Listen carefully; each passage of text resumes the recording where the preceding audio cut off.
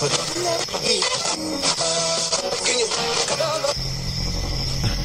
is being broadcast by the Department of Defense of the Republic. At 2 a.m. Eastern Standard Time, multiple unidentified objects were confirmed to have entered Earth's atmosphere. Discovery Houston, 20 seconds to LOS speed rescue. Combat, nice, clear in orbit. The first message that comes to you is you are a divine being. You matter. You count.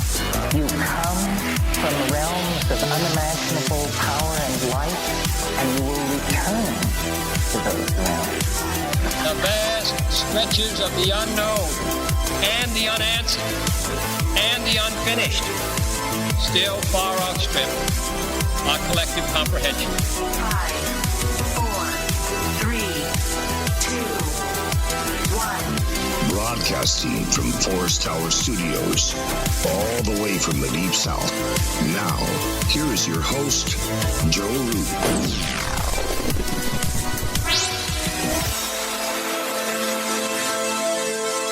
Broadcasting from a shack on a hill in the mossy creek bottoms of Cane Creek, Arkansas. This is Lighting the Void, and I'm your host, Joe Roop. It is Friday night, December the 20th on into the 21st, and it is that time again, Cosmic Conditions with Mary Dusina. We're going to be talking about the moon, the energies, what's coming in 2020, and we're going to take your phone calls as well. If you want to check out her website for reference, it's marydusina.com, MARYDUSINA, marydusina.com. And we do this a few times a year, actually. 12 times a year, I would say, every 28 days, every time the moon cycles, every time the new moon hits, and usually the phones break, and that's because Mary's one of the best psychics on the planet. And I want to thank all of you guys for coming out tonight, as well as our sponsors, GetTheTea.com, AncientLifeOil.com, and Metaphorical Archaeology. If you've had a paranormal experience or any type of post-traumatic stress or trauma from a paranormal experience, you can get a free session from Barbara at 214-995-3754. So far, we've had a few more donations for the people that are going to get the limited edition Voidwalker sticker, shirt, and hoodie. So if you donate the $5, you get in the drawing for the sticker, $10 in the drawing for the shirt, $20 you get in the drawing for the hoodie, and you're going to get either a sticker, a shirt, or a hoodie that no one else has. So it's going to be totally unique. So thank you all for who have donated. So I want to get into this real quick because this is some important stuff tonight that Mary's going to be talking about. And I also want to give a big shout out to UFO Seekers at UFOseekers.com, backed and supported by the Fringe FM. If you've had a sighting too, and you live out in that desert area or the West, you can give them a call at 661-UFO-7889. Mary is with us again. And if you've never heard, I'm sure most of you have, but if you've never heard of Mary Dusina, she ran one of the first psychic call-in shows back in the Tampa area in the 80s. She was born on Halloween. She's a seer, astrologer, psychic, shamanistic woman, my mother of the show. Thank you so much, Mary, for coming on. You're welcome. Blessed Yuletide solstice. The evergreen has been brought in. The green and the white candles are lit. The fireplace is lit. Right up there with Halloween. I love, love, love solstice points. I love the winter solstice, and I love the spring equinox. So, I mean, I like them all, but these, high audience, these turning of the wheel times are very important when it comes to, especially right around the new moon, because that changes every year. Sometimes it's not near the full moon or the new moon, but this year it's a particularly strong event, which we'll go into. But I'd like to, Joe, and your sweet, beautiful, intelligent audience, I'd like to open, because it's such a powerful tween time, with a very short winter solstice blessing. So whether you're in chat or you're scrolling on your phone or you're listening to this in replay or you're smart and you're savvy like Joe and I, and the audience is going to be calling in and you're live, although the blessing will help you on replay, close your eyes, because solstice means sun, soul stands still. So it's that great heaven to earth, earth to heaven, sacred spirit, great spirit, Holy Spirit pause that helps you recalibrate and reset, and especially Capricorn. So I just want to read you say to you, actually, because I've got it recited, one of my favorite in our hemisphere solstice blessings for the winter solstice. And you might imagine a starry night because we're coming toward the new moon, and imagine you see that buck, that elk, or that buck up on the hill. On the medicine wheel, we now turn toward the great white buffalo, and just drink this in for a minute so you put light on any of those panicky, potential pain, fearful type of things, of any type of scarcity consciousness, or worried about taking this trip or going over there, or the family dramas that can incite around significant holidays like Hanukkah, Christmas, etc. So just close your eyes and breathe in. Know that you're breathing in the light of the sacred angels and the Almighty I Am, and just let these words hit you on a cellular quantum jump type of energy. May the longest night and the shortest day bring rest to your mind and soul, I pray. May you find guidance, and may you have peace as the cycle of light now slowly increase. Embrace the magic that the darkness bears. Breathe deep in the chill and shift in the air. May you always be blessed with the light from within, and may this well-being be yours as this new cycle begins. And so it is, and so it is, so be it. And I just wanted to open that portal of the show as a visionary and with this particular energy, because we've got quite a parade of Capricorn influences this year, which is not common every year. Even though we do a new moon show each month at the dark of the moon, when the sun and moon marry and become one with each other, and the cosmic conditions set up as the most favorable time for you to really be disciplined, Capricorn, and actually sit down with dedication and write down what it is, form it from your subconscious through your hand and your heart to paper.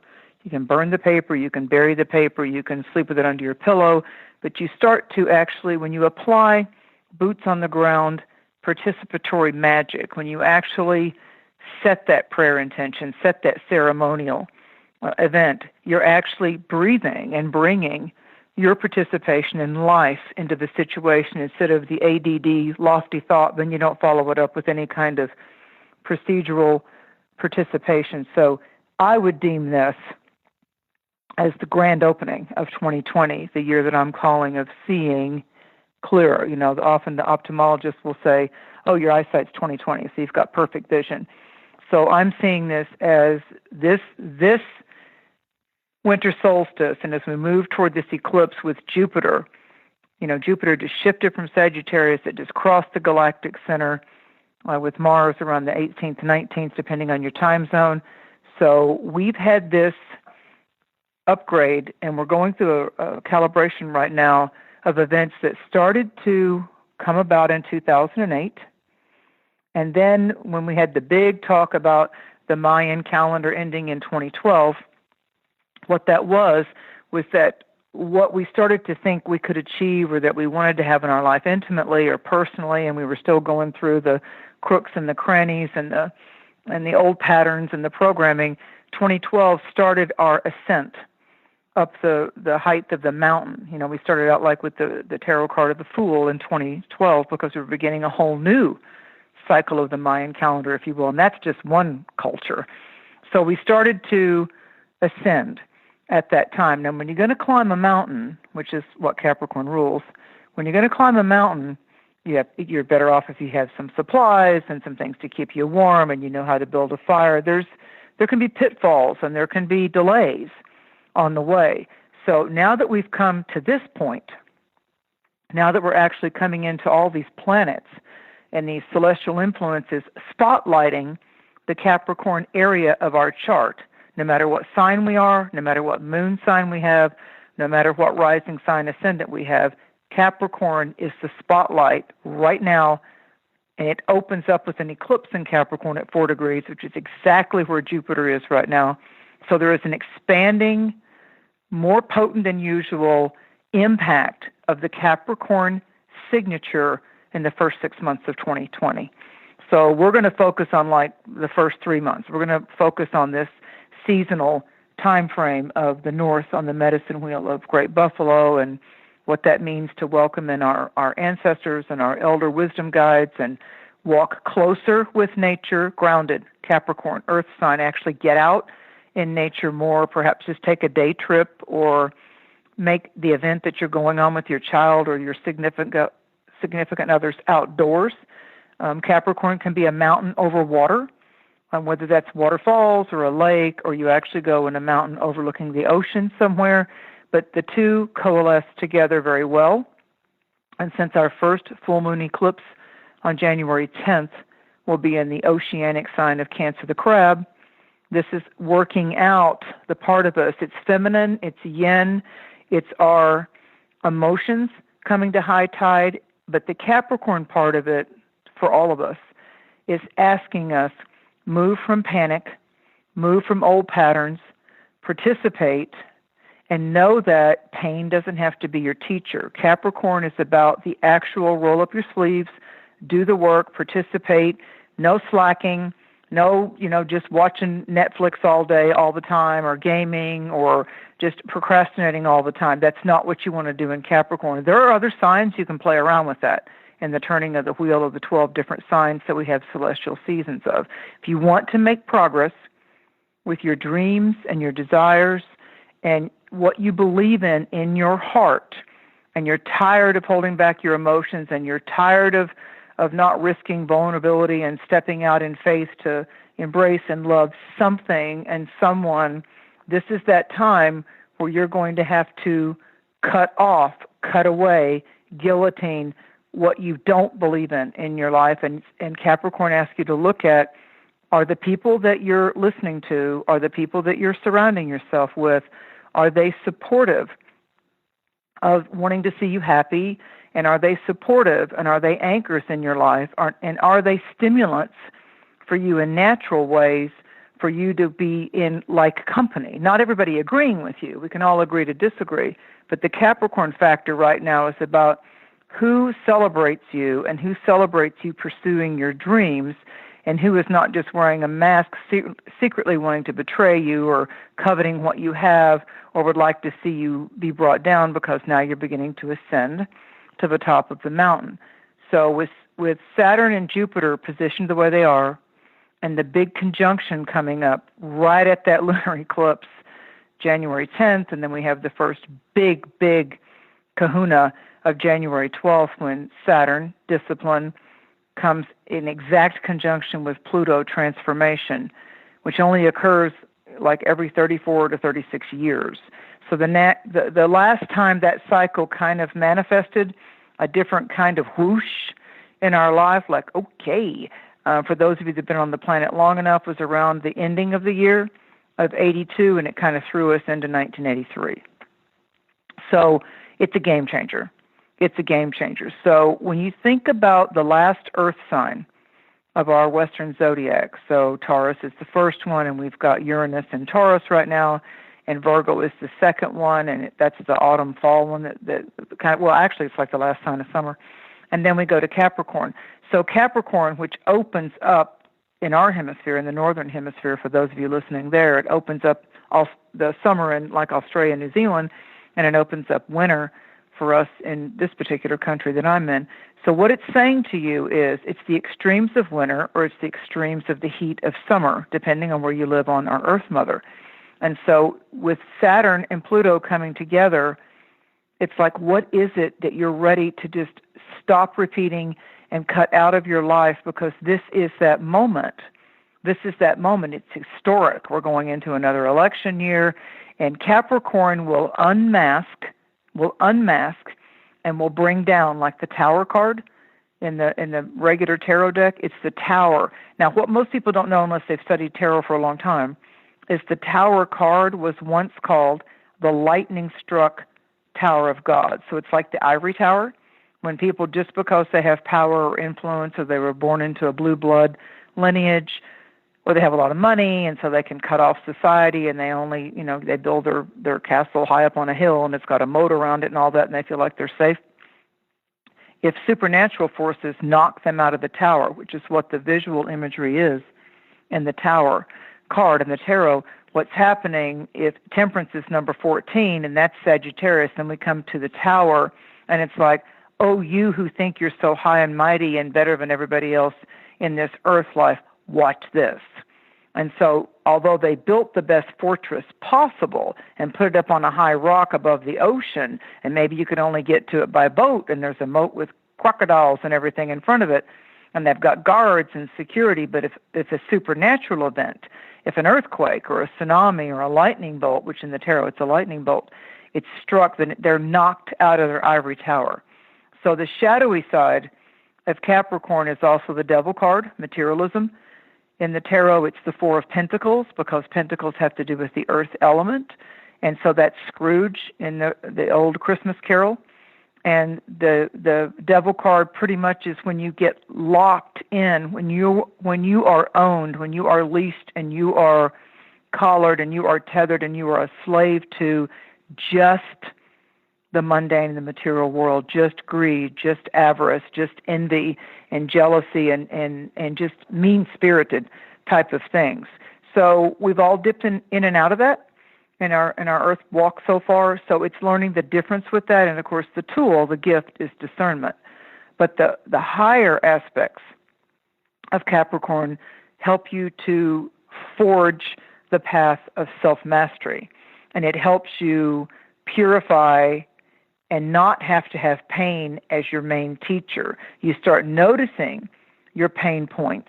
One of those would have occurred about 14, 15 years ago, whatever you were coming at cross purposes with. That was another big aspect. So what's happening right now is that the lightning-struck Tower of God is bringing enlightenment.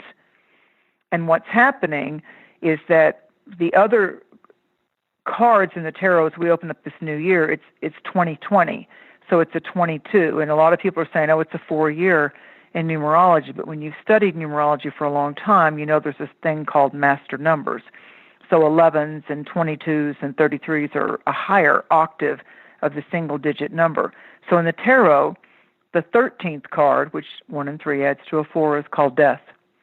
And so it's about the Pluto transformations that are taking place right now. What are you really, really tired of dealing with in your family? What are you really, really dreading, or like, oh, God, I don't like this about my job, or, I got to pay the rent, and I got to put gas in the car, but I don't believe in this work.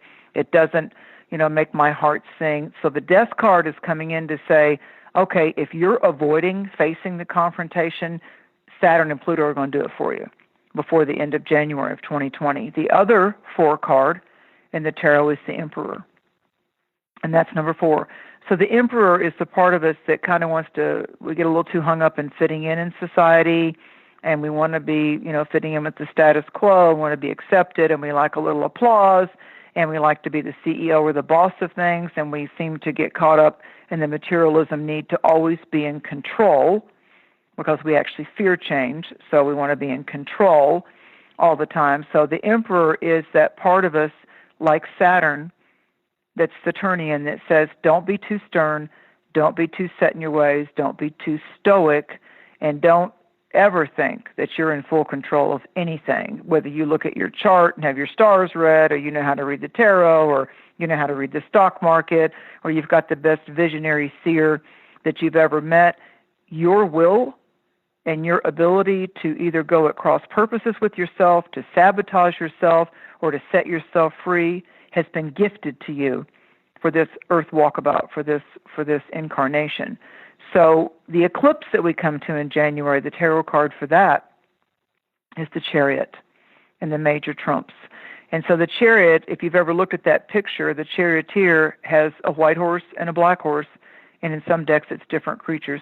But in the Rider-Waite deck, it's the charioteer, and he's got a crescent moon on one shoulder, like the old theater mask. One of them is smiling and one of them is frowning, like the 2 gold theater masks that do the same, the comedy or the tragedy. And the charioteer's body is actually like the Merkaba, the spirit light body. The chariot's another symbol of your Merkaba, your spirit light body. And so it's definitely connected to your mind body, your emotional body, and your physical body. So those horses need to be going in the direction you want them to go in. The charioteer rips himself apart and becomes divided and split if the horses go awry and go in opposite directions. So he's steering and becoming ever aware of how his intentions are setting the path ahead. There is a sternness to the sign of Capricorn. I'm not going to paint a pretty picture with that. We've got to unpack our bags now, and there's a lot to unpack at the ending of this year and going into the beginning of 2020. And with all the vitriol that's going on with, like, you look at the UK, and that's Capricorn. You look at all the impeachment stuff that's going on with our Cancerian country, the July 3rd, 4th sign of the United States that's touted. So when you've got cardinal sign countries, Cancer and Capricorn, the Brexit thing going on over there, and the uproar that's going on in the United Kingdom, and over here with the political divisions, the common people, the people are beginning to pull away from mainstream media. They're waking up. They understand that there are filters coming on to what we get to see in the news, like why are we seeing so much to do with just that issue in all the news channels, and they're reporting very little on other things that are going on, and people are turning it out. They're going elsewhere to find mental and intellectual stimulation because they know it's just a ride. They know it's a magnificent distraction. And by the time we get to the second part of 2020, when Saturn moves to Aquarius, we're going to come into one of the biggest boons of high tech and something astonishing, like before we had cell phones, when we had like pagers and before we were like literally wireless, before the internet blasted onto the scene in the early 90s, it's going to be some other kind of really big high tech, and maybe it'll be medical, scientific high tech that really brings a new reality to those that are dealing with autism or Asperger's or Down syndrome. It could really be that there's some kind of really wonderful type of medical enhancements, because Aquarius is about the common humanitarian vision as one, instead of us going into our little corners going, well, you don't believe like I do religiously, so I don't like you and I'm not talking to you. Saturn and Capricorn can be pretty rigid. It can be like, I'm Buddhist, and if you aren't Buddhist and I really don't want to talk to you, I'm not going to judge you, but I'm going to go over here in my little Buddhist corner. And if you're a Seventh-day Adventist, then I'm not going to really get into that. I don't really want to have a conversation about that. Where an Aquarian would say, oh, you're Seventh-day Adventist, so you don't eat any meat, so I could learn a lot about nutrition and herbs from you. Doesn't mean you have to convert to Seventh-day Adventist, and it doesn't mean you have to try to convert them to Buddhism or Hinduism. It just means that each one of these pathways of truth has some gems and some treasures that can further advance you up the mountain, because it's all about a climb right now. So first, Joe, and your audience, we're climbing out of what has continually kept us down, created anxiety, been the memory points that we have in our subconscious of loss. And I feel, as a seer, I feel like the pendulum is swinging toward goodness, and there is going to be more of a return to integrity. We're going to see shocking things happen.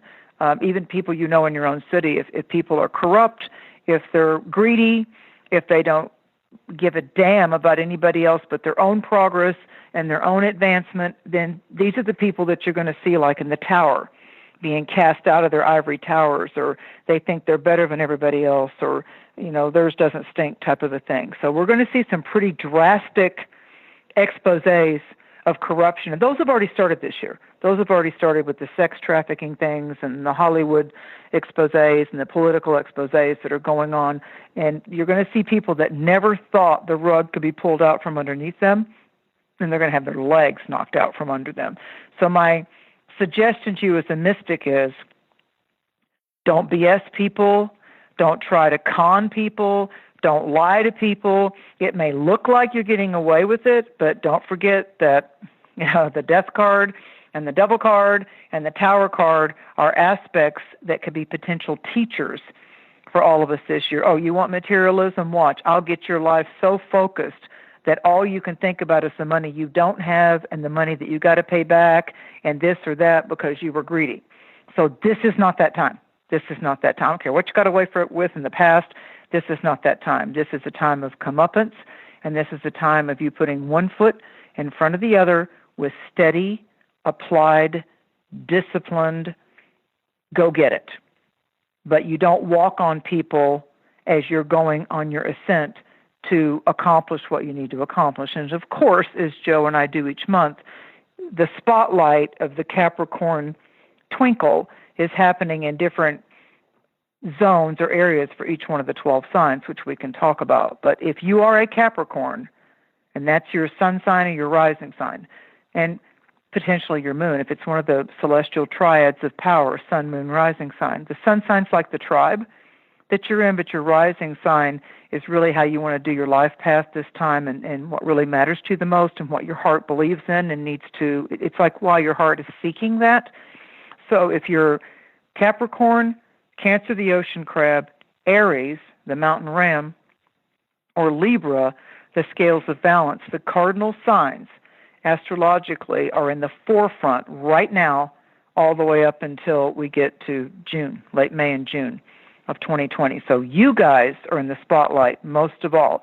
So is there more pressure put on the 4 cardinal signs? Yes, to keep their nose to the grindstone. But if you're an Aries, Libra, Cancer, Capricorn, you can shed the old skins that don't serve you as well anymore. The onion will be peeled again till you get to the core of the onion and the best aspects of the Allison of the onion. And you're going to be able to make more substantial, rapid-fire, tangible, even in the material world, progress. Your ascent and your climb to achieve is real. It's real. But if you let your old self and your selfish self and your conniving self eclipse you, then you'll have a bigger fall than you're used to seeing since 2008. What if you're Aries, Cancer, Libra? Well, the good news is for Aries, it's a career type of, it's a power play, and it's a limelight. It's like these eclipses and all this Capricorn that's going on right now. It's like we're all actors, and some of us are going to get to be directors of the play, and we always have free will to step out of just being the writer of the play or just being the actor or the actress of the play. Capricorn is the director. Capricorn's the financier and the director. So if you've got 3 cardinal signs like that, like if you're an Aries, with the water cardinal sign, moon, Cancer, and you've got the Libra, the air of Libra, then what's happening is Spirit is saying to you, yo, this is that year. This is it. All this stuff you've been dreaming about since you were a young guy or a young girl, and the stuff that you would like to achieve, and the times you fell from grace, and the times that you rode the horse and went over the finish line, the best of the best is available to you now. So what say you? But it's not a year you're going to get to slack. So Capricorn ruled by Saturn is all about slimming down, paring down. If you don't give a damn about your health and wellness overall, it isn't about what you're doing wrong or what you could be doing less of more of. It's about, do you respect the best of this body instrument that you have? Are you beginning to curtail your psychological and mental insecurities, and you can no longer keep casting yourself down, and you can't keep berating yourself, and even with your silent self-talk, especially if you have a lot of cardinal signs, you can't do the old Wayne's World, I'm not worthy. You can't do it. You can't do it because Saturn's like, okay, you want a reality check? You're not worthy. Watch this. I'll put people all around you that will celebrate to you and mirror back to you, you're not worthy. Yeah, so you need to get rid of those people. If it's they're powerful. Just get rid of them. Get rid of anybody is not flaming your fire. Period. Well, this is that time, and this isn't again. Notice the distinction between casting judgment on somebody. That just means you're trying to convert them to your way. They're not as good as you, so you may not be blaming yourself, but you're casting judgment on other people. I don't care what you believe in, and I don't care. This is the year where actions speak louder than words, so save your flowery words for somebody else that needs to have their ego puffed up. I'm looking at action. I'm looking at what your will is casting, and what you're actually doing in your life is how my eyebrow is going to be raised of like, yep, that's a good energy there. Yep, that's tangible. Otherwise, just like, oh, no, I'm going to go back over here in my corner. All right, so look, we got to take a break, but are you going to go through some of the signs when we come back? I am. Okay. And then, what we'll do is we'll start taking your calls after that. But the lines are open if you want to jump in and wait. You can definitely do that. It's 1-800-588-0335. We'll be right back with Mary Dusina, MaryDusina.com. Stay with us.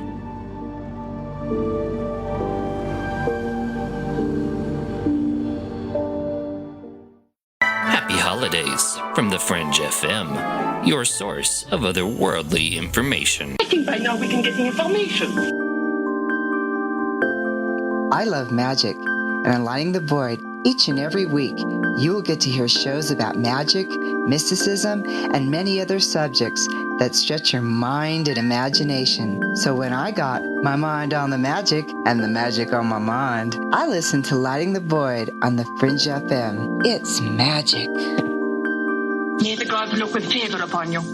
You're wondering what we're going to do to you, aren't you? This is Barbara Charlton from Metaphorical Archaeology. If you've ever had a traumatic paranormal experience, the effects of it may stay with you for years. Who do you talk to? You can't go to conventional help. What we do is we use emotional freedom techniques or tapping to actually neutralize the effects of that event. Maybe when you tell the story now, your heart races and your palms get sweaty. You don't even want to think about it because you don't know how to neutralize that. That's what EFT tapping does. It neutralizes those emotions. The circuit that was recorded on is gone. The energy flows freely and you're free of it. And that's what emotional freedom is all about. We offer this as a pro bono service, but this is something that I offer because no one, it seems, is helping people with these experiences. If you'd like to reach me, it's really easy. My cell phone is 214-995-3754. Please leave a message. I will get back to you as quickly as possible. Or you can email me, barb.eft@gmail.com. And EFT stands for Emotional Freedom Techniques. Reach out to me. It's confidential. This works. You won't believe the results. Come, walk through the mossy creek and up the hill. Never mind the flashing lights and otherworldly shadows. They stay hidden within the trees. Come, step up to the shack and begin your journey to the answers that you seek. This is Lady Anne, and you are listening to Lighting the Void on the Fringe FM. Okay, here we go. AncientLifeOil.com. AncientLifeOil.com. Now this is for CBD. AncientLifeOil.com. Again, for CBD. Where do I get CBD? AncientLifeOil.com. It's pretty good stuff. Organic, non-GMO. We are the Ferrari of CBDs. AncientLifeOil.com. You know, they say when you mention a person's name 3 times when you first meet, that you're going to remember. So I'd say to you, nice to meet you, AncientLifeOil.com. It's AncientLifeOil.com, right? Nice to know that you help people. AncientLifeOil.com. Think about this. Occasional stress, occasional anxiety, occasional inflammation, occasional stiffness, and intruders that get you down. AncientLifeOil.com. Okay, so I'm going to give you a fact for the day. So Ancient Life Oil does not help you with business deals. Hold on a second. If you feel better, it could help you make a better decision. Okay, I'm wrong. Just remember to go to AncientLifeOil.com. All right, everyone. This is Justin from the UK. Excuse the chitty. If you're into the Fringe and you want to hear the brass tacks, me old China plate, Joe Roop and his guests on Light in the Void will open your mince pies. You need to shut your north and south and use your 10-speed gears and listen to them bubble. You could hear a Barry Crocker, no Brussels, but he ain't no holy fire. Anyway, you beat a Barnaby Rudge and take a butcher's.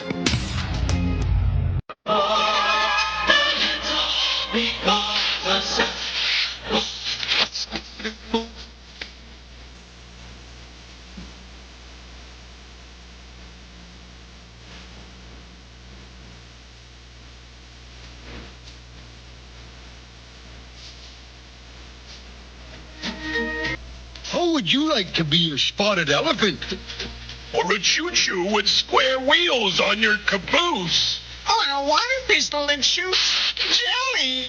We're all misfits. How would you like to be a bird that doesn't fly? I swim. Or a cowboy who rides an ostrich. Or a boat that can't stay afloat. We're all misfits.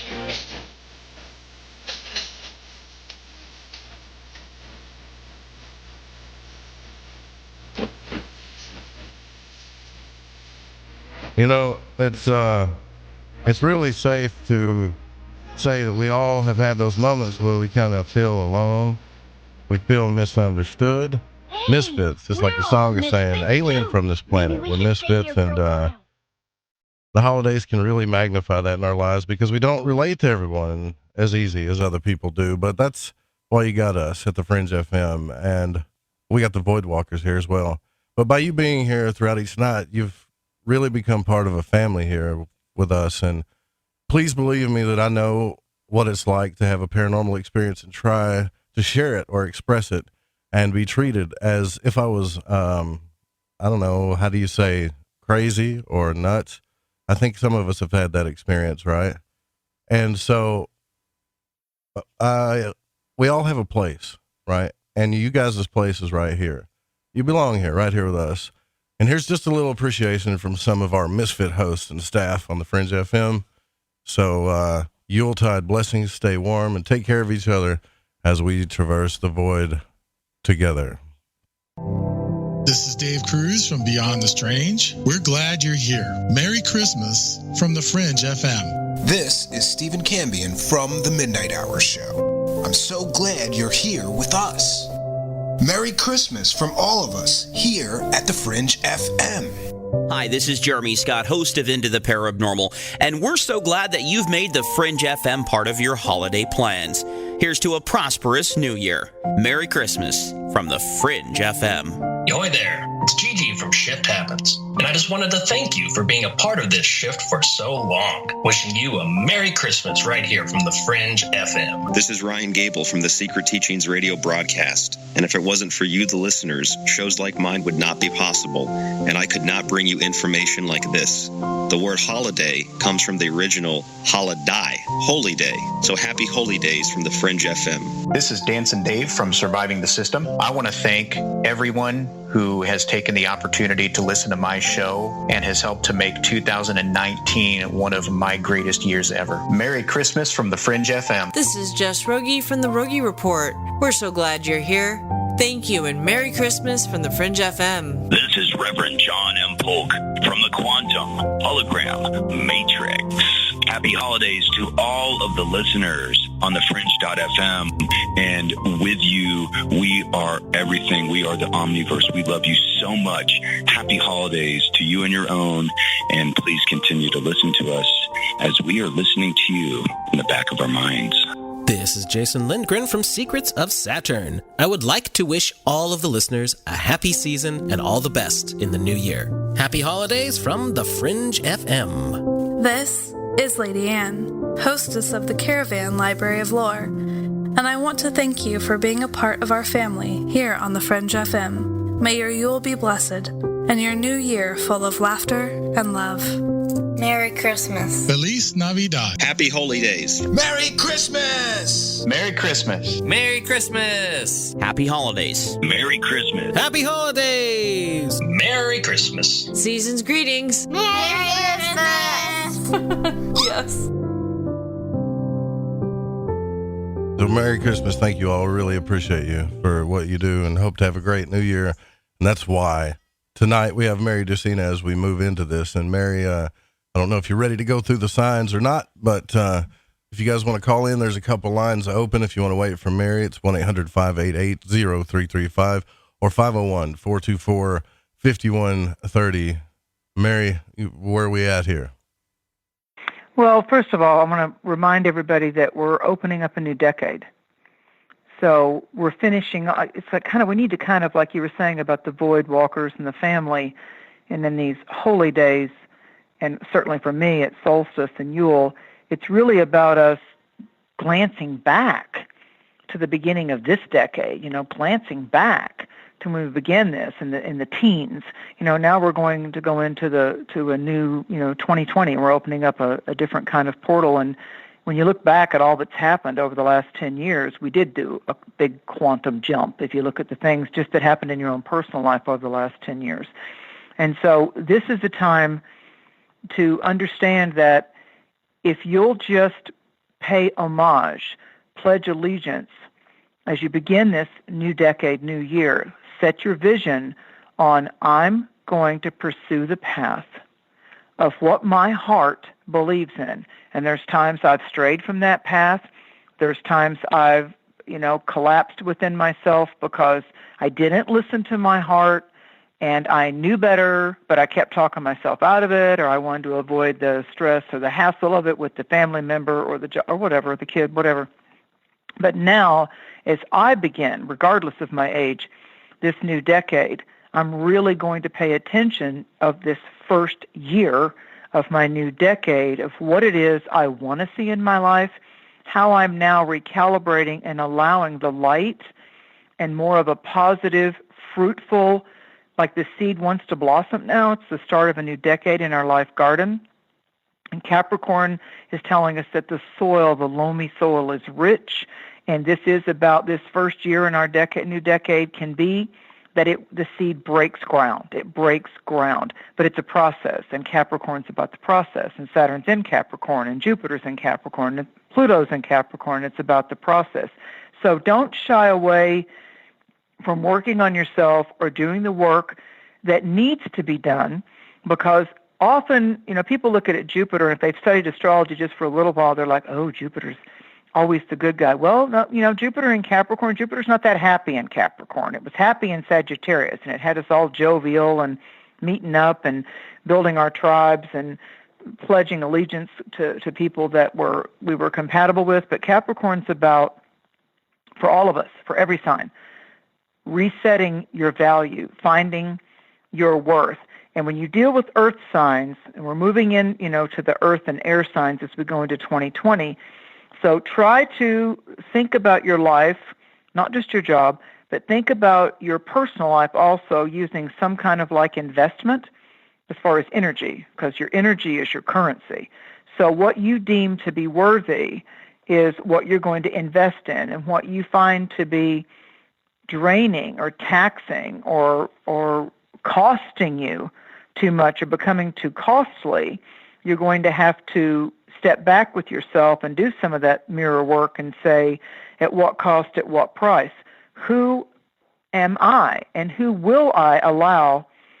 Here's the piece that people don't talk about, Joe. Who will I allow to be investing in me? Who will I allow to put the investment? Who can trust me to invest their emotions in me, to invest their trust in me, to have intimacy with me? I need to also step up, and I need to be able to happily, with action and over time, Saturn, Chronos time, prove that I am a worthy candidate of your trust, of your investments of love or energy or in my work, in my past, because I'm going to be the one that prepares. I'm going to be the one that you can rely on. I'm the one that you'll be able to say, that person is valuable in my world. So what now moves you up the top of your ladder or your game or your priority list is that I'm focusing on how I can be of more value, what's too costly in my world that I'm letting happen by procrastination or by laziness or whatever,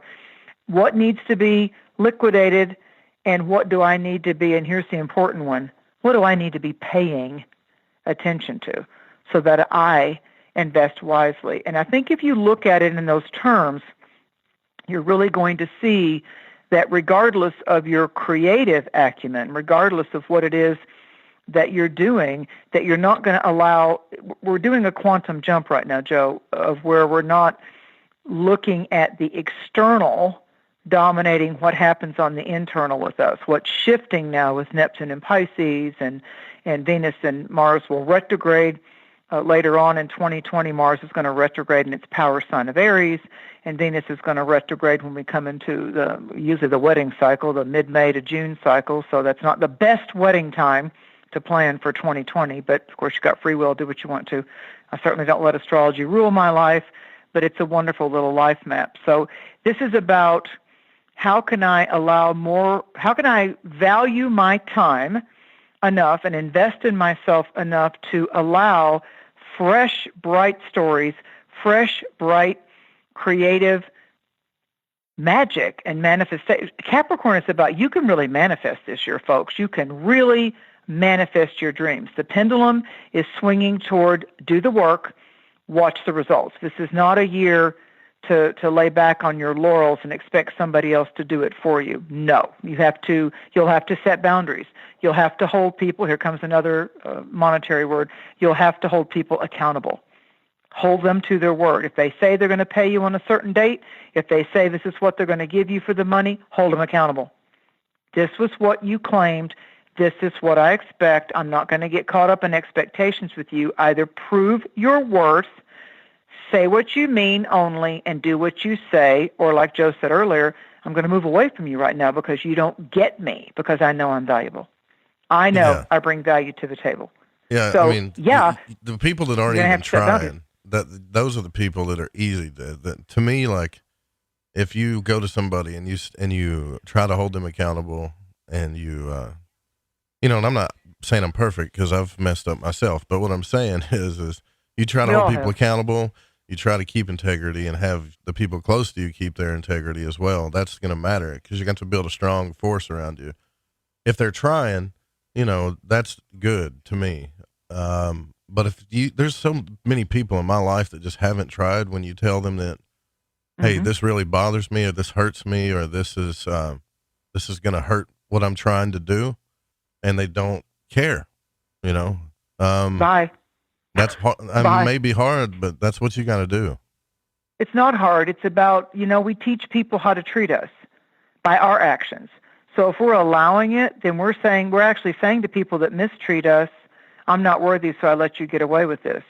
So, but if we say to them, that doesn't work in my world, I would like you to be a part of this team, but what you're not going to do, because see, your emotions are a type of currency. Your feelings are a type of movable orbit of energy. It's energy put into motion, emotions, and you holding your word and you not letting yourself get lazy and get distracted. All of us, we all have imperfections. Now, some of us can take those dynamic imperfections, and what I'm talking about is stop reliving over and over again who abused you, what happened, what made you sour, and what makes you doubt love, and what makes you doubt that you'll ever be, worth enough to make enough money, except whatever you're doing, bagging groceries or whatever. Get out of your own way.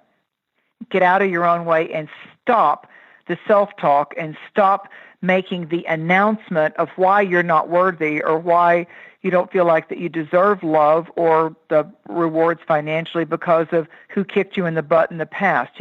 It's not then. Then was then, and now is now. What are you going to do about it to upgrade your own self and to study that course, take that specialty seminar, stop being lax and lazy with we all know it when we're being lazy. We all know it. Now, do you deserve a day off just to play and do nothing and sleep in? Absolutely. Absolutely, because you're saying, okay, I've worked really hard, and I'm going to go take a week off because it's time for me, and I'm worth it. But if we do that and we're kicking everybody else to the curb or ghosting them when they, had our word to do this or that, that's not the way to do it because you're letting other people down. So we're going to be held, another financial word, we're going to be held accountable right away, straight up, by if we fulfill our contracts and what we said that we would do on this, whether it's a financial investment or our sweet intimacy that we're wanting to swing deeper into. We can't just push to have our way all the time. We have to be willing to listen to what's valuable to somebody else across the table, both in business and friendship, and sometimes the hardest ones for us to put our nose down and look right into their eyes and say, look, this family dynamic has been da-da-da-da-da for long enough. It doesn't work for me for you to be undisciplined. It doesn't work for me for you to insult me and ignore me and my needs are put on the back burner. I don't care if it's a parent or a child. You're not showing up and being the best you can be and the best version of yourself if you're raising a child, if you're letting them go into some kind of zone that you know darn well if it's disturbing your force field, that society's going to look at them and go, you're a weirdo. You think you're going to get your way all the time? Watch this. They're going to get bullied. They're going to get pushed aside, and they're going to go into anxiety and depressions. So if we're the elder in the tribe or we're dealing with elders in our tribe, then we can respect them if it's our parents or our grandparents or certain cousins or aunts or uncles. So we can say to them, that doesn't work for me. We're going to agree to disagree, and I tell you what, you win, I'm exiting. So you stop the dynamic of the game. You stop the push-pull. You stop the energy thievery, and you stop the vampirism. That's what you've got to stop. Because remember what the shadow side, each sign has a shadow side. The shadow side of Capricorn is the devil, is the demonic energies luring you either in seduction, temptation, playing on your fears, playing on, the sneaky shit that's done behind the scenes, or behind closed doors that your heart really doesn't feel that good with, or you've not given yourself permission to play it out in a healthy way. Play it out, if you're role-playing, play it out in a healthy way so you're not harming or hurting anyone else's self-worth or self-esteem. If you getting your jollies is actually degrading somebody else, then that's going to come up in your face too with Capricorn. So this has a lot to do with be the best version that you can be of yourself, all signs, before we go into the signs, and help. You can't heal anybody else. They've got to see it. They've got to do their own work. This is that year.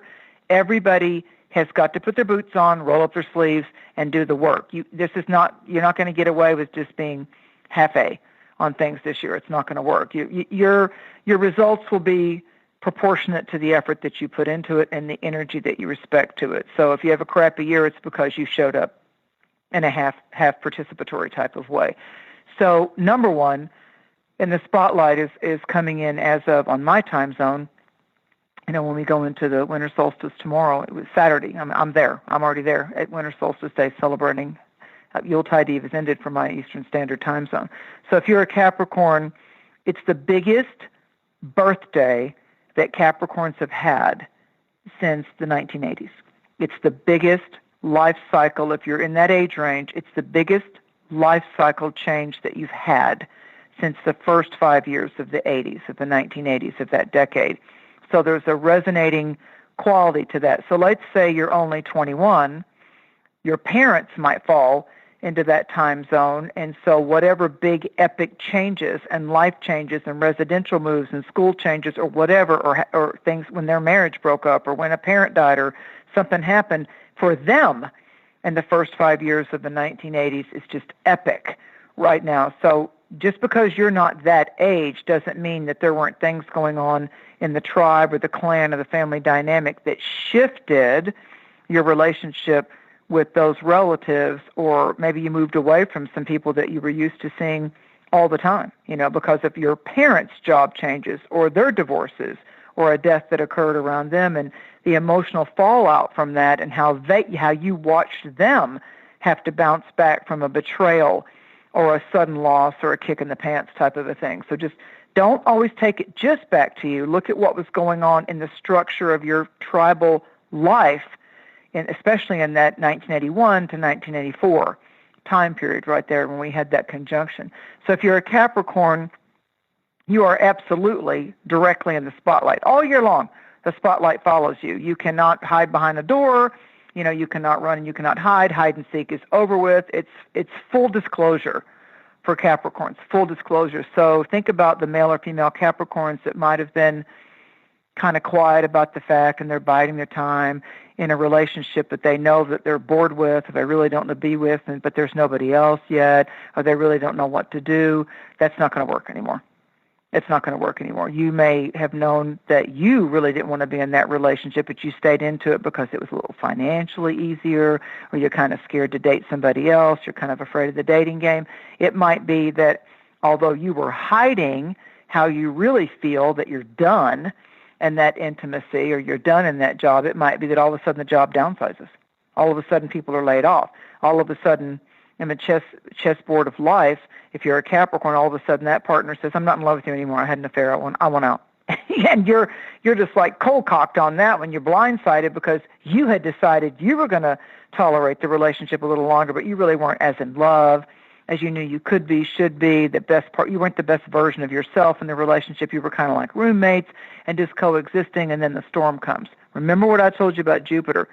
First, there's a collapsing. First, what you've been avoiding facing for the first 3 months of 2020, what needs to leave our life is going to do it. And what's going to really strengthen is going to have a nice foundation. These are Capricornian type of words. Build it from the ground up. A brick building or a concrete building is going to be stronger than one that's made just of pine boards, just pine-sided type of a thing. So this is about how strong, how secure is the foundation of a relationship. I don't care if it's a new relationship. Can you communicate? Can you talk to each other? Or do you go off in silence? It's like, don't just fight. Don't just make love. Don't go to extremes all the time. Instead, just say, listen.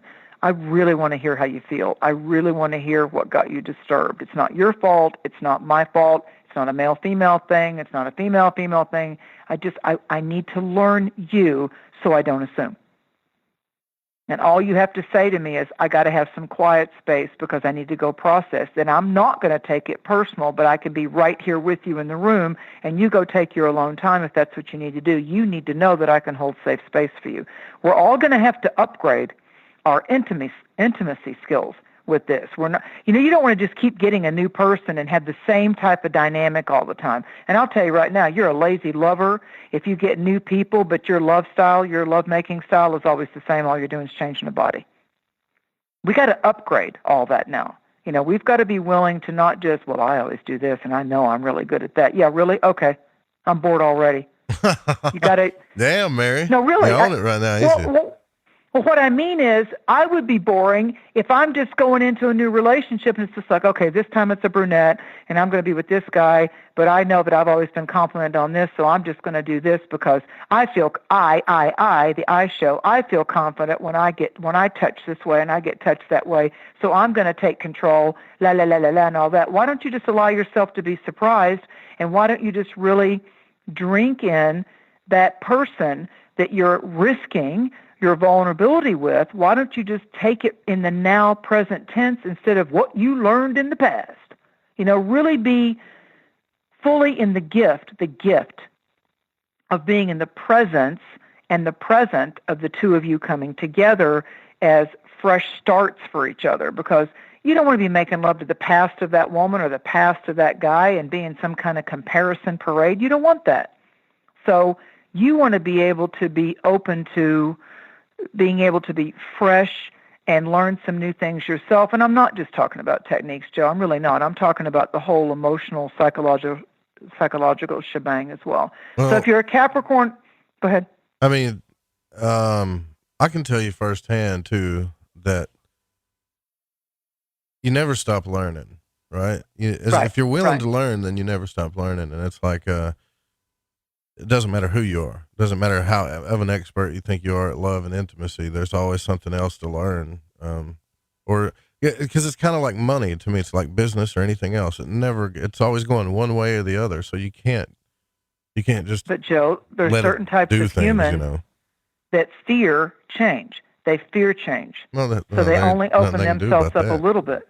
Yeah, they only open themselves up a little bit, or they only want to keep it safe and play it safe all the time. You know what I mean? Like, I know girls like this, or I know guys like this, so I'll just do this all the time.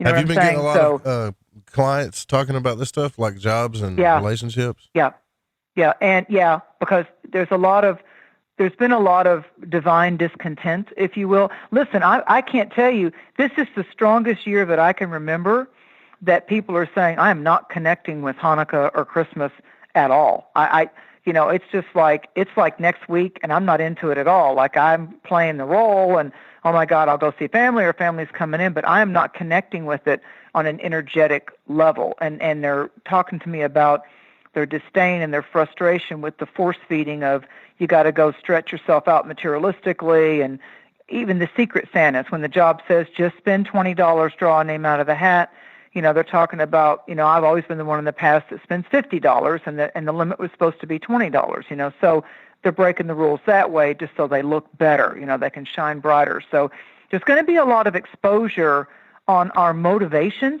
Why are you doing it that way? Everybody had the same rule. Just go spend $20 or less. What'd you go spend $50 for? That makes the guy that only had $10 look bad. Don't do that. You're casting shade. So it's about, let's start thinking more about tribe and community and really owning it's okay if you're not into Christmas in a materialistic way. And what you can do is create enchanting moments with the people that you do choose to spend time around. If there's certain people that you love that you can't be with or you can't be around for Hanukkah or Kwanzaa or Christmas, then make a phone call, not just a text. Send a card.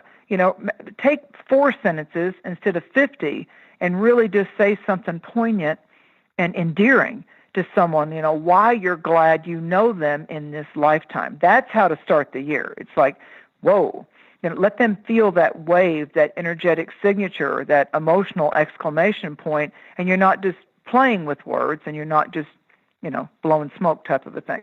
So if you're a Cancer, Capricorn, it's all about, man, you are reinventing yourself, period. It's like every chapter you thought you had figured out, every relationship you thought you had figured out. This is Capricorn moon, Capricorn sun sign, Capricorn rising sign, especially the rising sign.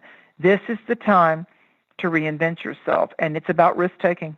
It's about risk-taking. You've got to be able to, one of my favorite interviews, he since passed into the great Summerland of Spirit. Stuart Wilde was one of the very effective metaphysical teachers. He and Art Bell both did a book called The Quickening. And so Stuart Wilde was known for doing warrior wisdoms with men. And one of the dynamic teachings that he did when I did seminars with him, because he was based out of Australia but only did stuff in Taos, New Mexico, was he did the warrior's wisdom. And one of the visuals he would give you is this. And the master said, think about Saturn and Capricorn, and the master said to the student, come to the edge of the cliff. And the student edged a little closer to the edge of the high cliff, a little bit nervous, of course, because the master's like, come to the edge of the cliff. Like the sensei of the, come to the edge of the cliff. So the student's like, okay, it's the sensei, it's the Buddha, it's the master teacher, I got to do this. And so then the student finally risks their vulnerability and says, but master, I'm afraid that I'll fall off the edge of the cliff. And the master says, come to the edge of the cliff. So the student then willingly, trusting the master, goes to the edge of the cliff. And then the master pushed him. And he did not fall, he flew. So It's about that vulnerability and that risk. And in those kind of moments, like when you've survived a car wreck, when you survived a potentially life-threatening illness or accident, you notice that time kind of stands still when you're going through the actual bizarre event, that you escaped from or that you didn't die from or it didn't take you out this time. Time stands still and it becomes like a reference point in your life. And that's kind of what's going on if you're born under a sign of Cancer or Capricorn, or those signs, those cardinal signs of earth and water are strong in your chart. And if you've got a moon in the sign of Cancer, all that kind of mommy, daddy stuff needs to go away. You're not just a parent and you're not just a child in the dynamic of these emotional high tide, low tide relationships. You need to stand up and be the man you want to be, stand up to be the strong woman that you want to be, and stop locking yourself into just a child mommy, child daddy type of role. It's tired, it's going to get boring, and you're locked. Got to unlock yourself. So where Capricorn's more controlling and paternal, and the CEO and the boss and the authority figure, like, the police and the soldier and all that, and the judge, Cancerian is more like the social worker or the psychologist or the person that helps us heal and tap out and do self-hypnosis to get that old stuff out of there. We keep regurgitating these things in our subconscious. And so the Cancerian dynamic in the loftiest sense is the moon goddess. It's like the moon, grandmother moon saying, look, no, it doesn't always have to be that way. Just draw down the power of the moon and do a few ceremonies and sage yourself and write down everything that's always been hurtful or bizarre in your life and just go burn it. Just go burn it. Do some kind of sacred ceremony and just get that crap out of there. So for people that have their moon or their rising signs in the sign of Cancer, 2020 could literally be the love of your life. It could be not that you're going to throw all that expectation, oh, you're my soulmate, so you can't ever do me wrong. No, soulmates trigger you. That's what soulmates do. They trigger everything that's raw and angry and vulnerable and everything, because it's kind of like in astrology. You've got your sign and your opposite sign, that your opposite sign has what you need and you have what they need. So you're going to do a push-pull with each other. So again, the equation that works in the addition and that partnership is the two of you wanting to add your energies together, is that you show up to be the best version of yourself. It's not 50-50, it's 100%, 100%. Now, are you going to do the sign? Oh, what are you talking about? The signs or whatever? Or do you want to start taking... Capricorn and Cancer are in the spotlight for Cancerians, Moonchild, it's all about their relationships and what they want and also just as important, what they'll no longer tolerate, what they're not going to be. And for Capricorn, it's like, sky's the limit. How do you really want to change yourself? Now's the time. Make the changes. Stop playing safe. Be bold. Take the risk. If you're an Aquarian, things get easier for you as you get into like January the 13th. But if you're an Aquarian right now, this is your embryonic, quiet, kind of like backup. I know it's social time of the year, but if you're an Aquarian right now, you're really probably having a little bit of a debate or a struggle wanting to feel and be social. Now, Aquarians do better. Actually, Aquarians relax when they're in a group, when they're around a whole bunch of friends, more so than they do with one-on-one type of relationships. Aquarians like the many. It's a sign of friendships, and it's a sign of like a group going out to go party or to go eat. Aquarians relax in that sense. So this is the time of the year that you Aquarians need to be taking a little checklist. How am I doing health-wise? How am I doing with my attitude? What could I improve on? How's my teeth? Has it been a while since I've flossed or gone to the dentist? Maybe I just need a good dental cleaning. So this is about taking care of yourself, doing a little self-nurturing and doing a self-check, an examination. What's my attitude? Am I surly or am I grateful? So I would say to all of you Aquarians, if you don't want to get sick and get the cold or get the flu or get under the weather, then stop ignoring your core basic needs, because Aquarians right now are running all over the place trying to make everybody happy. Their schedule is crazy. Everything's just, in high gear in the fast lane. And what's going to happen is they're compromising their own energy levels. And so I would say to of all the 12 signs, if you're an Aquarian, you need to be not burning the candle at both ends or be prepared for the repercussions. That's all. If you're a Leo, which is the opposite sign to Aquarius, Leos right now, as they go into the new year, need to really own up to any bad habits. If you're eating the wrong foods or eating too much sugar or drinking too much or you're some kind of health nut and you can never just have a Twinkie. I mean, Leos need to kind of, in moderation, Leos right now need moderation.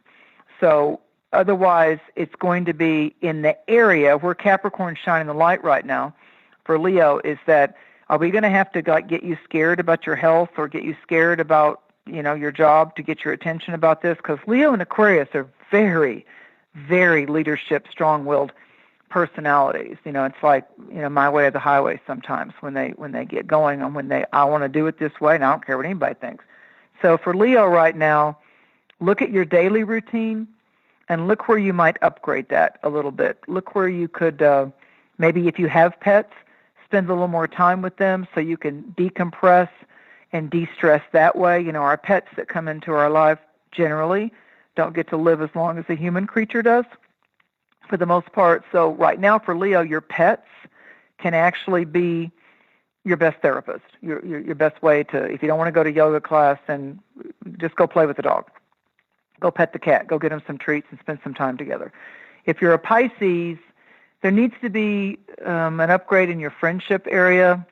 I feel like that there's some new loftier goals, like stop, doubting yourself, stop hiding, in the shade, like, oh, well, that could never happen for me. If you're a Pisces or a Virgo right now, it's time to flirt with life and let life flirt back with you. Different for Virgo than Pisces. Virgos seem to be dealing with something to do with like writer's block or creative stagnation, and I see that lifting as we go into January and in May for Pisces and Virgo. I feel like that their creative surge and any type of artistic slowdown or any type of creativity quagmire or the writer's block or whatever, I feel like those two signs have got it pretty easy as they come into 2020, even though Neptune's in Pisces. If they just stay out of delusion and they don't take the easy way out and go, well, I'll just take some more Xanax. Oh, I can't sleep. I'll go take some more Trazodone, or maybe 8 more beers. I mean, if that's occasional, okay, but if you're beginning to develop a dependency, and with Pisces, that can kind of be something that they reach for, so they don't have to feel so much all the time. So Pisces, Virgos kind of get a pass. It's an easier year for them in 2012. If you're an Aries or a Libra, For Aries, it's the 10th house. Listen to me carefully, Aries. This is that time over the last 14 years. This is that new year in the new decade that you can soar in your work or your career of choice. This is that time that you will have to use your intuition, your discernment, your gut level instincts, because as you start to really make progress, then you're going to see the jealousy, the envy, the people that would like to, they're moving up the ladder fast, so I got to try to take control, or I got to, I'd like that instead of them, or how come we don't have that and they do? We've been doing it 20 years, they've been doing it 2 years. Hey, that's not fair. All that stuff comes up. All that unnecessary, agreed, panic and envy and jealousy can come up. But if you're in Aries, the spotlight is right there, totally yours, available for you to get the attention and catch the eye of someone extremely influential. Not just someone that might donate or invest in you financially, but someone that can actually take you to skip 4 or 5 levels, and it's just like, oh my gosh, it's real. My dream's happening. And you're going to have to know at the onset, I deserve it. I'm willing to work even harder, even though I played a lot and I like to spend time personally. I realize this star doesn't rise that often. I mean, it's, it just doesn't. So if you're an Aries that wants to get ahead, trust me, focus on your work skills and your creative acumen and go for it and trust yourself and don't be snobby and don't, ghost people and look down your nose on that just because you're making progress, because again, the Saturnian devil tower card can come get you. But this is absolutely a beautiful, bright aurora borealis to have everything to do with your life goals and what it is that you're tired of not having in your life. It can now be summoned and invited in. It's definitely a manifestation year for Aries, depending on how you play it. If you're a Libra, there's some things that could shift, maybe not so much the first 3 months of 2020, but if you've got Libra strong in your chart, your moon, your rising sign, your sun sign, there's changes that are going to be happening in how you allow the family to play with you or not play with you. There's going to be some new ground rules to do with the family dynamic, and it easily could be, certainly the discussion starts for redecorating or relocating or liquidating that and investing in this. So your actual residence could change. Some Libras will be going into real estate or architecture or building things because it's a building type of year. But for you that have strong Libra in your chart, it's about you really being honest with yourself on no matter what kind of family life you had or didn't have, it's time to structure what you want to have now. No excuses. So mom didn't do this and grandpa didn't do that and cousin did this and my brother was always jealous of me. I don't care. If you're a Libra, it's like, shut up, cut the path you want to cut. Now, what kind of domestic, how are you going to have peace in your home? Libra has to have peace. They don't want tension and bickering in their home. Where Aries can fight and go, well, that felt good. Libra's just like, oh, God, I can't shake the residue of that. So when you have a Libra rising or a Libra moon, it's like if you don't have peace and you don't have harmony, like I don't care if it's crystals and candles or the type of music you want, Libra has to have harmony in their home front. It recharges them. So Libra's got Saturn, Capricorn, work to do. What I'm telling you is where the work has to be done. So for Libra, the work has to be done to disengage from unhealthy family psychological malaise. You got to unhook from that. If you're Taurus, Scorpio, Taurus, it's a 9th house spotlight, all this Capricorn energy. And so it's a lot to do with really getting all the legal stuff in order and finding out what beliefs serve you very well and what beliefs just don't work for you anymore. I mean, you might have been always believing in that as a system of truth and it just doesn't cut it for you anymore. So it's time for you to work on allowing yourself to trust and apply what your beliefs are. And it isn't about converting anybody else. It's about you living your own truth. That's really strong for Taurus.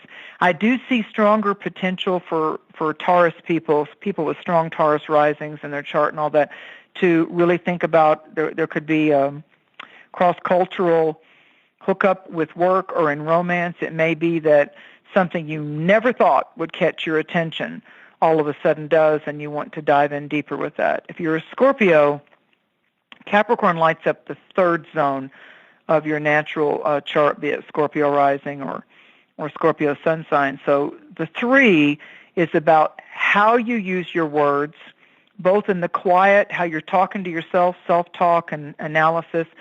I see a changing of the archetypes for Scorpio, and where there's been just the thought of writing the paper or accomplishing the perspectives that you have to do to graduate from college. It's like Scorpio's really going to be paying close attention to how people are talking to them, what they're saying to them, and that they talk about the pause in the sentences, what's really the energy in between the words and the sentence, like what's really being said that's not being said. Scorpios have a natural intuitive gift for that. Yes, anyway.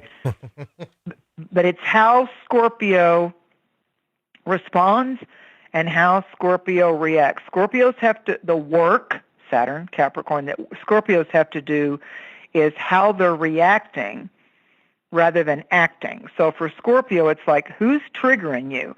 Why are you reacting to that? Why is someone else controlling you to a point that you react in such an automatic fashion? So for Scorpio, I believe in the second half of 2020, they may write the book. They may find that they're actually wanting to rewrite their life, that they're wanting to try out acting or dance, or if they've been in academia, they're going to want to do something more right brain. They're going to want to be, if they've been in a very logical type of profession or situation or really kind of like routine, they're going to want to break away from that. But it's all for Scorpio, it's everything to do with communication, everything to do with how it's said, what's not being said that needs to be said. So if it's the Scorpio that tends to shut their mouth and hold back, then the Scorpio is going to have to get very creative with their own wordsmithing. So they might take a new language. They may, study something completely different, that if they've been more right brain and creative and intuitive, they may have to do something that pulls off more logical and analytical skills. But all I keep hearing from Spirit about Scorpio is the archetypes that you got used to, like if they've been the mystics and they've been, or the this or that, it's or the assistant or the this or the that or the healer. I see it shifting. I see that Scorpios may need to play more. They may need to not just be so serious about what it is in their work or their career goals that's been occupying so much of their time. It's like, what's singing to them? Maybe singing's a part of it. What's whispering in their ear? What's encouraging them? What is the work that they would love to do, maybe in addition to or away from what they've been doing since 2008? And the final 2, Gemini and Sagittarius. Now, the moon's nodes and the eclipses. This is the big change, one of many big changes in 2020. The eclipses that have been bouncing around in Cancer, Capricorn start to shift into the communication signs of Gemini and Sagittarius. So if you're a Gemini, Gemini's a twin. So they tend to twin, or they tend to try to find themselves vis-a-vis other people in their lives. So they get all busy telling the same stories, or they get all busy getting with somebody else, and they're rattling on all the time. Geminis are, it's a spin zone with them, but it's the 8th house for Gemini. So the work that you have to do is look into your own soul, look into your own reasons of what you're saying to yourself, what you like and what you don't like. Because again, Gemini tends to twin, so they tend to project what it is that they're happy about or unhappy about around anybody that'll listen to them. So I'm saying to Gemini, you need to maybe put your phone on voice record, and you need to listen to what you keep repeating in your life, because a Gemini will tend to project, well, if my wife wouldn't do this, or my kid wouldn't do this, or that stepkid would just do this. So for Gemini, it's like, bring your truth back home. Bring your truth back home. And perhaps I might suggest for you Geminis, because they're so witty, and the best quality of a Gemini is their sense of humor. They're so witty with a sense of humor. They can light up a room with their intellect. So if you're a Gemini that's been sarcastic, or you've been criticizing too much, which is also the shadow side of Virgo, I would say that that's going to start to create loss in your world. So stop it. And finally, if you're a Sagittarius, this is a second house movement for you, so the spotlight is in earnings. So we go really financial with the terms for currency and investments and what's paying off and what seems to be, like the loss. So for Sagittarians, just like I told Aries, they need to focus on their career. Their work zone is important. For you Sagittarians, it's about your hard assets, and it's about if you have a top 10 priority list, as we open up 2020, for you Sagittarians, it's like, what do you value the most right now? What's your top 3 things on your top 10 list? And for a lot of you Sagittarians, I don't want to live here anymore. I want to sell this house. I want to downsize, or I want to upgrade, or whatever it is. So once you sell that house, that's completely off your top 10 list because you sold the house. You moved. So if you're a Sagittarius, you need to stop letting your energy scatter. Sagittarius is always seeking the truth of the situation, and you Sagittarians, you've got to have a vision quest, or you've got to have adventure in your life to make you really feel like life's worth living. Sagittarians are the people out there that they're the coaches. They're life coaches. They're the ones that want to say, oh, well, let's uplift this. Let's get around this. There's always a way around. There's always a different choice. I'll tell you, you've always got a choice. So Sagittarians right now could make better money being a life coach or a sports coach or a health and fitness coach at the gym. So for you Sagittarians, you could really make a lot of nice ka-ching by helping other people achieve their goals, like be their teacher, be their coach, be their cheerleader type of thing. So for Sagittarians, it's like diversify. So that's your signs. All right. Well, that was a lot. I hope y'all took all that in too, because I did. I got one question for you here, though, when it comes to, yes, sir. Because there's a lot of conflicting energies too that happen. Oh, yeah, there is. And it's funny because when we do these shows, we talk about so many practical things, and people are like, I thought this was a psychic call-in show. Well, that's how the energies work through this practical earth. So get used to it, right? This is real advice, folks.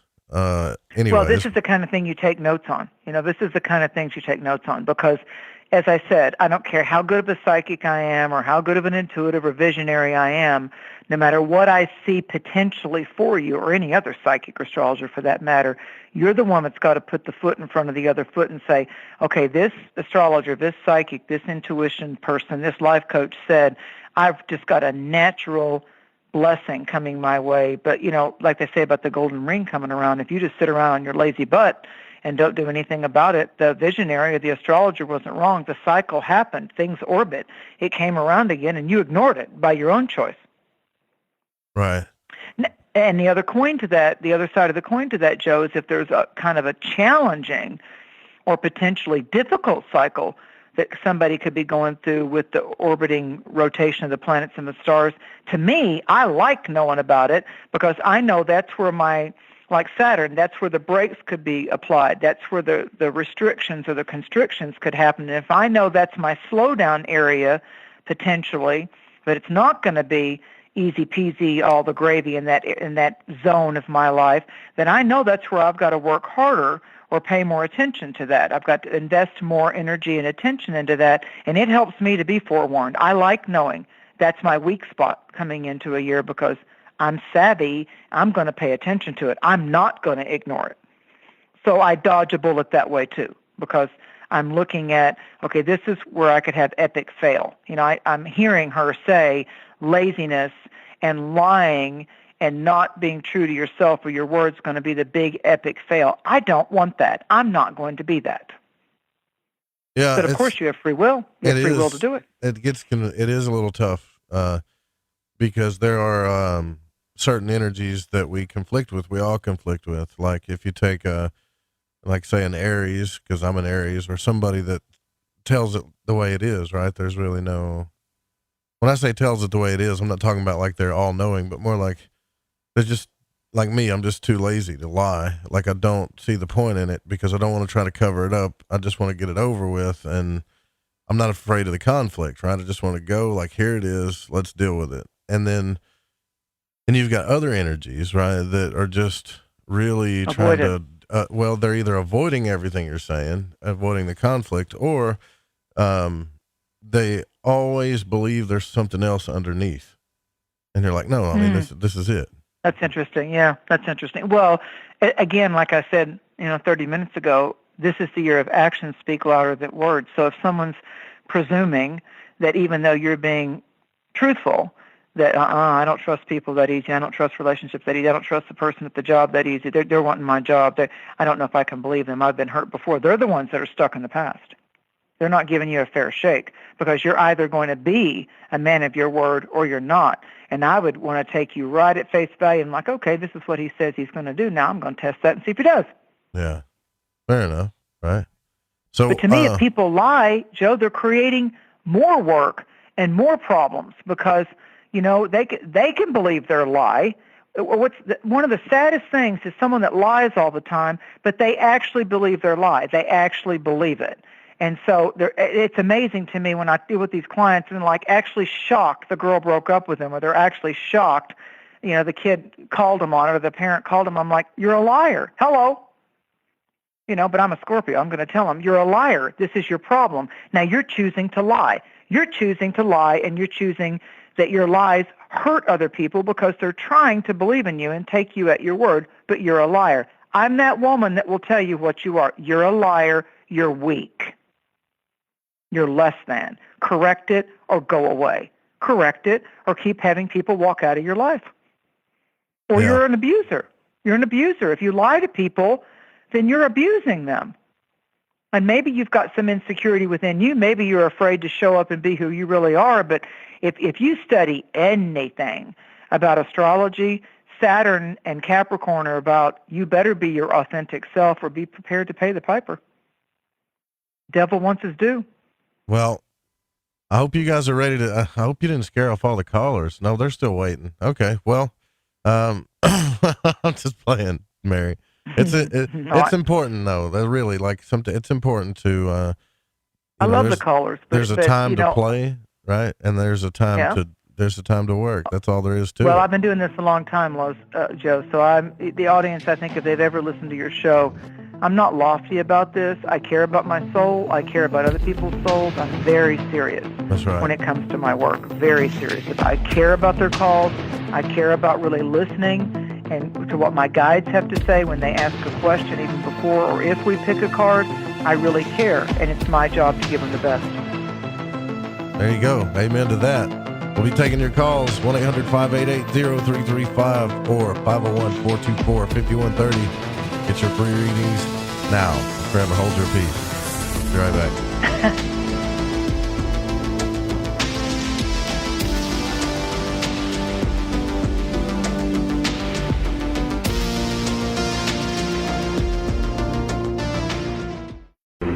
I'm Clyde Lewis. You are listening to The Fringe FM. Stress is at an all-time high, and all of us could use a little bit of stress relief. That's why I want to talk to you about Soothe. Now, this is an app you can download on your phone. They have a massage therapist that arrives with a massage table, sheets, lotion, oils, and music, and you're in charge. You can book in seconds and schedule at 8 a.m. to midnight. Massage 7 days a week, anytime it's available. There's a 60-minute arrival period. A vetted background-checked massage therapist will come to you in as little as an hour. All of the therapists are vetted by industry veterans that ensure a compassionate, healing touch. So maybe you're a little stressed and you need to feel spoiled. Well, there's no better way to do that than relax at your own home and not have to deal with the outside world with Soothe. Right now, you can get $10 off your first massage by putting in the code word FRINGE10 at checkout. That's www.soothe.com or download the Soothe app and put in the code word FRINGE10. This is Crow 777, and you are listening to The Fringe FM.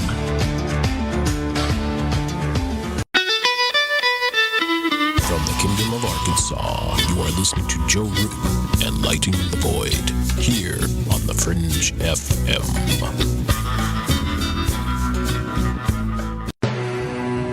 I'm Ryan Gable, and I want to remind you to keep your radio, phone, tablet, or computer tuned to the Fringe FM and visit the website thefringe.fm to listen to the entire lineup of shows. You can also catch my broadcast, The Secret Teachings, Monday through Friday, beginning at 12 a.m. midnight U.S. Pacific Time, right here on the Fringe FM. Alex at Hi, I'm Alex Exum, and you're listening to The Fringe FM. OMG! People are jumping on board to the Life Change Tea Regiment. Brew, steep, and drink for a gentle, taste-great cleanse. It's changing how they feel. See what everybody's talking about. Log on to getthetea.com. That's getthetea.com. Life Change Tea aids in digestive slowdown and helps people get moving down a healthy path. We won't make claims. We'll just let you decide. Experience is much better than a commercial anyway. If you want results, log on to getthetea.com and purchase your super strength cleansing tea. You won't be disappointed. And if you're looking for some mind-body suggestions, go to YouTube and punch in the search bar Health Matters Now. That's Health Matters Now. Put power into your health now. So, getthetea.com. That's getthetea.com for super strength tea. And YouTube, Health Matters Now. That's Health Matters Now for valuable suggestions. Getthetea.com. The tea that makes you go. This is Reverend John M. Polk. Please visit me at johnpolkmedia.com and visit my show, Quantum Hologram Matrix, 5 p.m. Pacific, 8 p.m. Eastern, every Tuesday on thefringe.fm.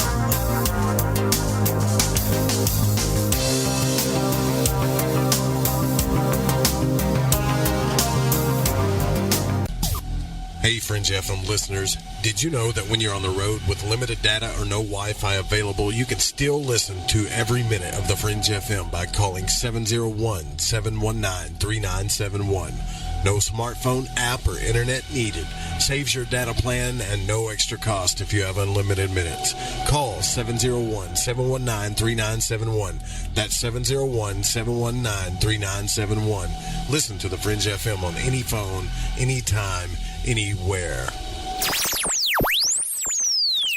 Hey, is that a new music app? Yeah, check it out. Surfer Music Discovery. It links to thousands of online stations, but the twist is you see the song names and artists that are now playing live. That's different. No guessing. Looks like a waterfall of music. So many formats. Rock, oldies, country, R&B, jazz, and a whole lot more. How's that spelled? Surfer. S-U-R-F-R. Is it expensive? It's free. No need to sign up or sign in. Get the Surfer Music app free from Google Play or the App Store. Hola, Fringe listeners. This is Dave Cruz of Beyond the Strange, and you're listening to The Fringe FM.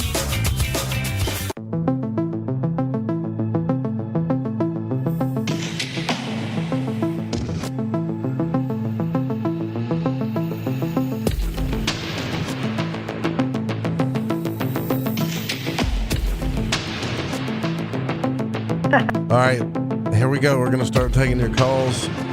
So if you want a free reading from Mary Dusina, marydusina.com. Also on Facebook, it's Cosmic Conditions. Make sure you call the numbers, 1-800-588-0335 or 501-424-5130. Now, you can still text in. You can still try and ask and chat, but for the past 9 shows, we've never made it to the emails or chats. It's been a while. But if those are still options if you need them. So are you ready to do this, Mary? You ready to start? Yes. You ready to start taking calls? Let's see who we got first. I'm in tune with my guides. I'm shifted over. It looks like, I believe it is 406 area code. You're on the air with Mary Dusina. Who are we speaking with? Hey, what's up, Jake? Merry Christmas. Happy holidays, Jake. Mary. I'm good. Better now. I love the callers. I love the audience. I'll take it. Well, we love you. Thank you. And back at you. What's on your mind, do you want me to brother? pull a card for you, a solstice card message, or do you want to focus on a particular question? I'd just like you to pull a card for me, if you would, please. Look, okay, will do. Okay. Thank you, Great Spirit. Thank you, guides. And coalesce with Jake's guides. Okay, I've got the card that I like to call the balancing act. In the regular tarot, it's the Two of Diamonds or the Two of Pentacles.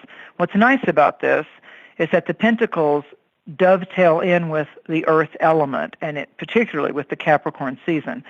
And here we have a magician or a juggler, if you will, and there's an elongated infinity symbol, so the figure 8 on its side, and he has 2 golden coins that he's balancing, that he's juggling. And the coins are actually in the 2 circular sides of the infinity symbol. An 8 is always a number of a more positive outlook, a more positive, expansive flow, like you're beginning to be the juggler and the magician of that which you want to call into creation.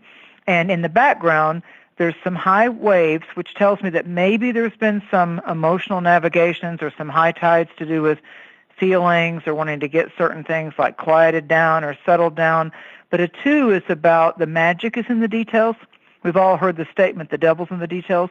But a 2 is about trusting your gut level instinct, really trusting that although we have to juggle certain situations in our life to wait maybe for a better time or the right timing, I feel like that you're now got a handle on this, or that you're now going to be able to be not caught up by fate or not a victim of circumstances, that you've got a good handle on, oh, okay, I can see where that would go, and I got a feeling about how this can go, so maybe I'll shift my creativity to a little bit over here to this direction instead of just focusing only in one direction. And it literally could be that you're juggling 2 different people, 2 different relationships, 2 different scenarios.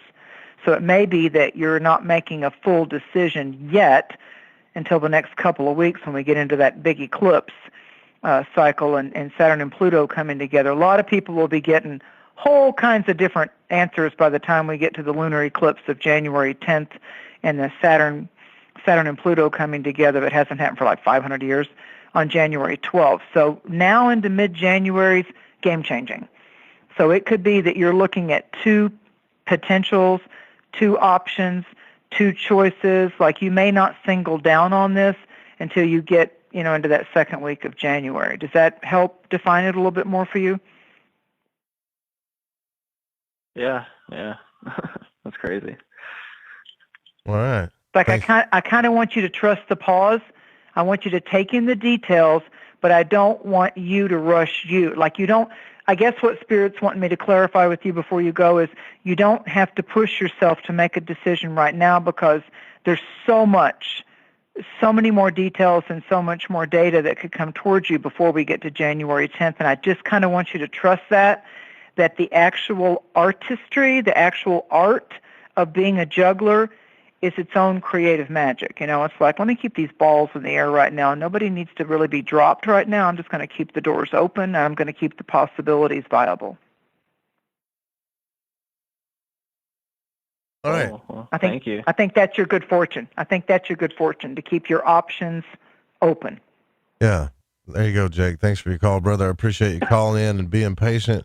And it looks like 620, area code is next. Who are we speaking with? Hi, this is Ashley Lopez from Southeast Kansas. How are you guys tonight? Good. It's Kansas. It's the land of Toto and Oz. I love it. Do you want me to pick a card, or would you like to ask a specific question, Ashley? Just a card to kind of guide me into the new year. Oh, that's nice. Smart girl. Okay, Miss Kansas Queen. Let me swirl these out here. I feel good in your vibration. You got the 8 of Wands. Now, the 8 of Wands is also known, when you study tarot for years, it's also known as the arrows of love. And the arrows of love, the other guy had the juggler that was the infinity symbol. That was an 8. You have a completely different suit, but the number on the card is an 8. And these magic wands, there's 8 of them. So again, we go with the number 8 of expansion. But instead of flying around in the sky, they're like actually coming to land. So what you don't see on the card is that is there a bunch of guys out throwing these wands, like they throw javelins and things like that, or they throw swords, of the new craze of going to these game centers and throwing axe, like axe throwing, But these are the arrows. This is called the arrows of love. So somehow your intimate life is going to be very rich. It's going to resonate with some new, deeper levels. So let's say you don't have anybody right now. In comparison to the last relationship that you have, something real sweet spot's coming in. Are you involved with someone now? Yeah, we've been together for about 6 years. Okay, I really like, there's a deep level, there's a process of, even though in 5 or 6 years, you pretty well know each other's habits and likes and dislikes, but there's a series of events that's going to really bring forth love that maybe like you've not ever really felt before, or if you thought, I'll say it this way, if you thought that you had come to the maximum or the best of what the two of you can be together, you have not. It's that there's an episode of like, whoa, well, this is nice, this is rich. Sometimes that comes from really supporting each other in a time of glory and a real successful adventure, and it's just like when that person has a big success or you have a big success, instead of him getting jealous of your success or you being kind of surly because he doesn't have as much time for you right now because he graduated med school or he got the promotion at work, instead of being like, wah, wah, wah, instead it's just like, good for you, I'm here, I got you back. And that matters a lot to the person that has to keep their nose to the grindstone for business, like Aries and Capricorn this year. So I feel like that it's the way that you show your support or the way that they lend you their support going, I'm not an insecure man, I'm not an insecure woman. You go for it. You go for the best of what you want to go for. I know, just come home and sleep with me. I got it. It's okay. I'm not insecure. So it's that trust and your deeper levels of communicating, and the nice surprise of the fact, Ashley, that he's just like not an insecure partner. He's going to be like, I love it, you got the promotion, instead of like, oh God, she's going to be gone from me now. Will there be another guy that wants her? Is she going to move past me? Am I boring? Am I not enough? That's a whole different scenario, isn't it? Yeah. So it may be. It's never been like that. Yeah. There's an electricity to this, and it may be that both of you get some really good news, and that continues to boost your relationship. This could be also that you take it to the next level legally, you take it to the next level to say, okay, we've been together 6 years, we focused on career, do we want to have a child or not? You may start, do you want to adopt, do you want to have a child, do you want to get 2 more dogs? There's something that's going to expand in the structure of your relationship, and I like it. It feels good. There's an electricity in the air, Ashley. Good for you. Ooh. That really excites me. Yeah, thank you. Yeah, you're opening up your new decade, real smart and nice and pretty like. I can handle that. Okay, you'll take it, right? You'll take it. Yeah, you can't. And listen, believe me, anybody that's ever looked at a tarot deck, there's like scary clown cards, there's breakup cards, there's towers and deaths and devils and things like that. So when a good card comes up, I mean, that's your sacred guides wanting you to have that vignette, wanting you to have that visual. So think about the number 8. So that would include August of 2020. It would include 8 days from now, the 8th of the month, 8 weeks from now. Like Joe said, take pen to paper and make a few notes about this and just let it rip, see what happens. And then, as I always say, and Joe does too, call us back. If something really big happens on January 8th, or if something happens that just is life-changing in a great way by August, or, it happened 8 weeks from the date of when I told you with this card that your guides talked to you, kind of monitor that a little bit, because 8 is obviously a number speaking to you. All right. Ooh, okay. Thanks for your call, Ashley. Happy New Year. Thank you guys so much. Have a good one. Happy New You Year, too. honey. All right. Now, let's see. Who's next here? Line 3808. You're on the air with Mary Dusina. Who are you speaking with? Hi, Mary. This is Karen in Maui. How are you doing? Maui, how nice. Well, I know how you're doing. You're in Maui. Yes. So you're like in all the tropical paradise. Yes. Good for you. You have, Yes. and you may have a question about, but the card. Go ahead. Go ahead. No. Go ahead. Okay. You have the Queen of Swords. So this is the Queen that is raising her hand. She's got a sword in one hand, which is the sword of truth and discernment, and she's ushering, who we don't see off the card, she's ushering them forward. Her throne there's crystals and stones and rocks that are very strong around you, although swords have to do with the element of air. So we're talking about Gemini months, Libra months, Aquarius months, and those people coming around you as you begin this new year, the cloud beings, the clouds and the sky world, and air, sky world totems. So whether it's a rainbow or the winds or the stars or the sun or the moon, sky world, above world. But she's got her hand raised like, come forth those who dare. And the Queen of Swords, in regular cards, she's the Queen of Spades. So she's the queen. It's just like, you better tell me the truth. You better tell me like it is. If you play with me, I will cut you. So you're very, and her crown is butterflies. Again, a very delicate creature that flies from flower to flower, but it's still kind of like it likes to fly. It likes to leave the earth and fly. So butterfly is definitely one of your totems butterfly clan as you go into 2020. Her robe is blue with white clouds. Her throne has cherubim on them. These are like the little baby-faced kind of angels. And so there's something about lofty ideas coming to paper, ideas being a podcast, a blogcast, structuring some type of teaching plan, studying. Like I keep seeing words floating all around you. Are you writing or studying something?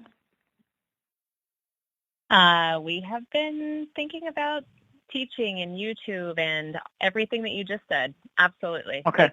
Like, right on. You're like right on. Yep. Well, it's time for the ideas are orbiting, but they want a life.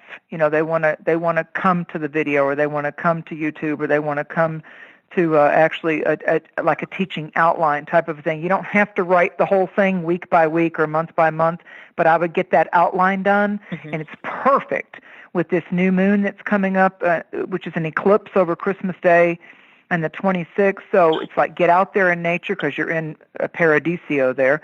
And I would get out in nature, and I would walk with my idea. I would walk with a legal pad or a little blank journal or something, and I would say, thank you, nature. Thank you, Sky World, for giving me my first main outline teaching point, and just write that down. And then don't even try to fill in the blank. It's just like when we're bringing back memories of our dreams when we've left our body, and we're doing like lucid dream analysis, and you just jot down certain symbols or things, and it will have a life of its own if you just get that outline done. Yes. And it's coming to life. Absolutely. It's coming to life. I feel like, and I feel like by March. I was looking back at my notes from when I called in back in June, and just kind of like, going back through that today, and just getting ready for this call with you. And it's so good. You're so good, Mary. Oh, thank you for that validation. Thank you, honey. That means a lot. It's my guides, really. I mean, I just get out of the way and let my guides do it. Yes, I've got decades of experience, but I surrender to my divine guides. Thank you for that. Yeah, thanks for your call, too. Call us back. Let us know, teacher. Hey, I just wanted to say a shout out to the sisters real quick over in Eureka Springs, Arkansas. They helped me today, me and my boyfriend. I lost my wallet, and the sisters? I asked for all of them just to visualize it there. They sure did. Yep, this is my girls. I just wanted to say hey. Well, I'm sure they're listening. I guarantee they're probably listening right now. So. I know they are. Success. Good for them. Tribe's important. Yep. Tribe's important. Thank you for being a part of our tribe. Let's see. We could take one more. Who's been waiting? 306 on line 2. You're on the air with Mary Dusina. Who are you speaking with? Hey, Joe. Hey, Mary. This is Daniel from Canada. Hey, Daniel. What's on your mind? Canada. How nice. How nice. Thank you for calling, I've Daniel. been finding Thank you for holding on. Thank you. I've been finding a lot of really strange things with my metal detecting, and I was wondering if you could pull a card and see what's happening, see what's going on. It's interesting when you talked about metal detecting, because this is really, this is beyond coincidence to me. You got the 8, there it is again. You got the 8 of Pentacles.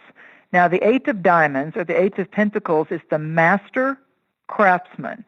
It's the gentleman. He's got his workbench. He's got 6 of the coins all displayed up on the wall, and he's got his hammer and he's got his chisel. It's like a Renaissance kind of thing here, and he's working on one of the gold coins on his workbench. His focus is on his creativity, and he's got one coin down there on the floor, but he's going to finish up with, and soon he'll be done with the 8 of the Diamonds, the 8 of the Pentacles. So you certainly have gold coins with stars on them showing up here. So it feels to me like you're kind of like a modern day, you found the treasure map and you got the trunk opening up. And my feeling psychically, intuitively, is that even beyond what you've been There's a reason why you've had an intuition to do this. I feel like that you're going to find like valuable artifacts, something that has a lot of worth, something that, starts to have a real bloom of a story with it. There's a reason why you're on this, that this is your tool. This is you're a craftsman. You've really learned the different sounds. You've learned about the different depths to dig for what it is. You're using your intuition to say, I think that's metal. Do I think that's jewelry? Do I think that's a key? Do I think that's a chain? It's like you're beginning to, it's like a way that your telepathy is being strengthened, Spirit tells me. Have you noticed that about this with yourself? Yes, actually. Last 3 weeks ago, I found an Athena coin, which is approximately 2,000 plus years old.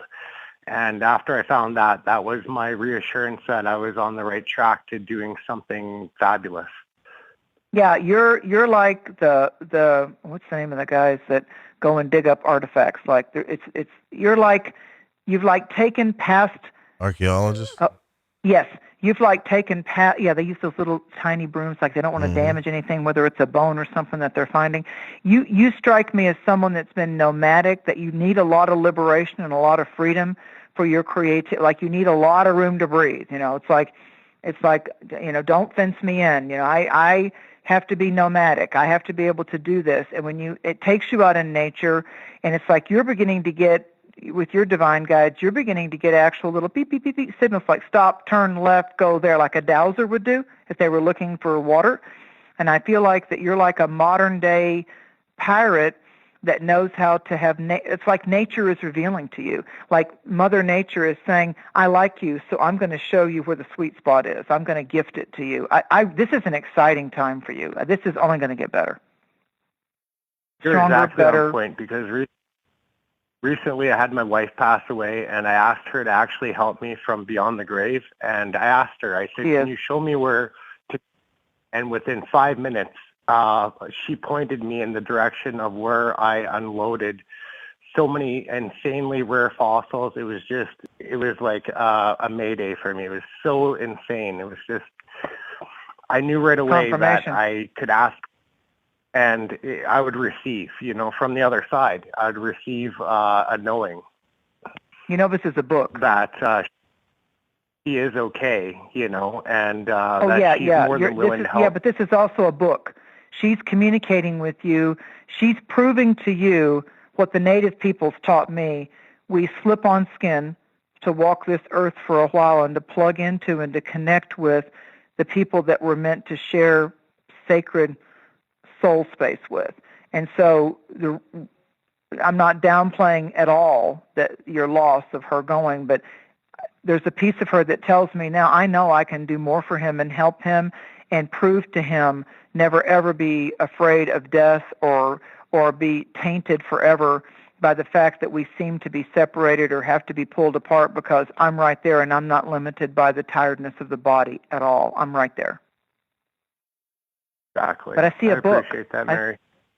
I see a book. I mean, I feel like that this is going to, like, people that have like written books about, like, they didn't plan to write books about the other side or, Long Island Medium or any of that kind of stuff, but you watch those shows a couple times and you watch the reactions of those people and how it gets a real heaviness out of them to know that they're the ones that had to pass away, the pets or the parents or the loved ones, that it's just like, oh, cool. And when someone tells you certain things, and like she did herself, you didn't even have to have a medium, or you may be getting a little intuitive validation now tonight with Joe and I, but she herself is a strong enough, advanced enough spirit light that she loves you enough to come directly to you, and she's letting you know, you're not holding me back. You're not holding back my soul progress.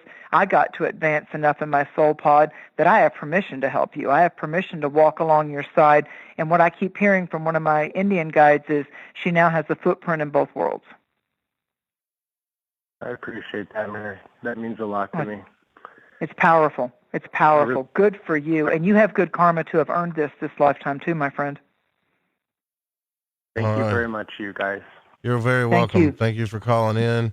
Bless you and her. Yeah, we have got to take a break here. We've got a couple of callers waiting, and then we will be right back. There is one line open if you want to grab it. Grab it now. 1-800-588-0335. Stay with us.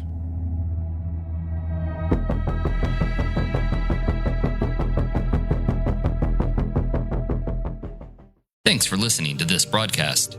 Need another late night fix? You can tune in every weeknight to Lighting the Void with Joe Root on The Fringe FM. Hey, this is No Way Jose, a Northern California Piscean stuck in the Arizona desert. I'm a void walker, and I got the shoes to prove it.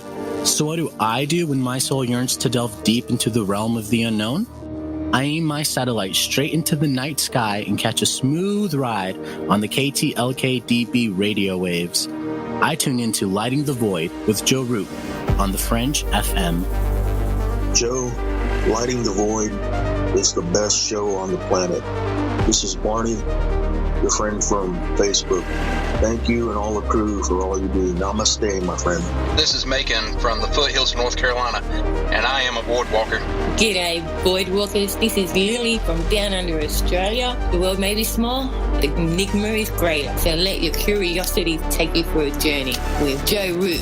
Hey, this is V, coming in from Central Maryland, and I am a void walker. This is Kevin Doherty, a beginner void walker. I'm from Vancouver, BC. I know a little about a lot, and as Leonard Skinner said, I'll guess the rest. I learned a lot from Mr. Root in the show, and I heard it from the beginning. I knew right then he was going to be a new Art Bell. Thanks for all your shows, and keep it up. Hey, this is Derek from Mass, a.k.a. the Night Stalker, and I'm a void walker. This is Mark from Chicago, and I walk the void to ascertain what is consciousness. My name is Jared Johnson, and I'm from Humboldt County, California. I do not know all the answers to the questions about reality. I do not claim to know the ultimate truth about life. I seek that which has been made hidden as a part of a family of explorers of consciousness. I'm a void walker. Thanks, Joe Root. Hi, this is David Oman with HouseAtTheEndOfTheDrive.com. You're listening to KTLK, The Fringe FM. I like to listen to Lighting the Void because of the guests, the content, and the host, Joe Root. He's smart, he's intelligent, and he seems to ask the questions that we all have on our mind. We're all searching for the truth, and Joe helps us get closer to it. I love this show. I love this show. I love this show. Lighting the Void. What's up, Joe? Hey, man, I just wanted to say your show, dude, keeps getting better and better and better. I love Lighting the Void and the Fringe FM.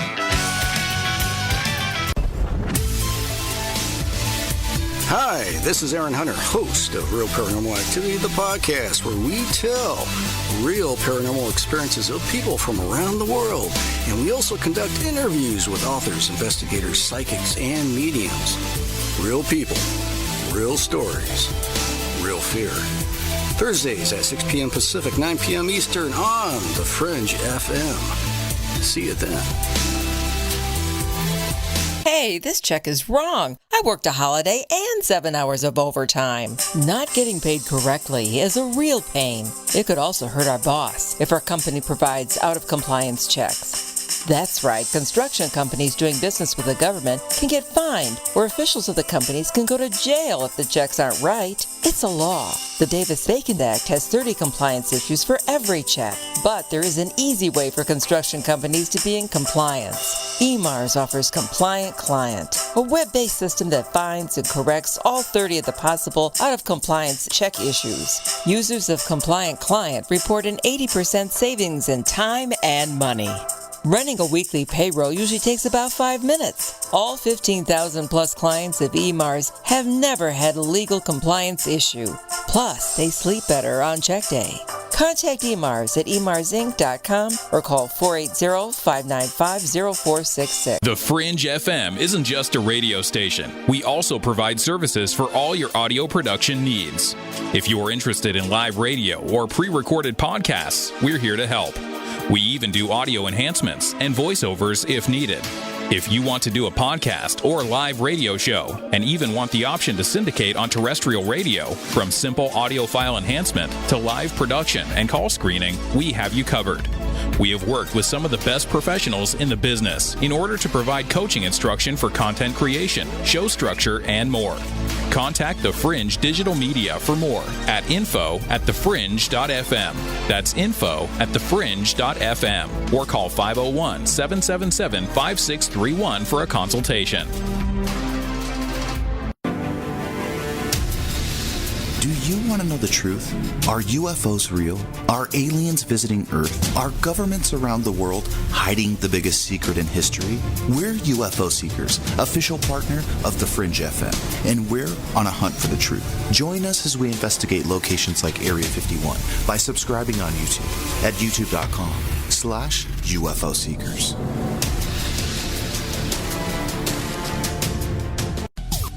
Hey Fringe FM listeners, did you know that when you're on the road with limited data or no Wi-Fi available, you can still listen to every minute of the Fringe FM by calling 701-719-3971.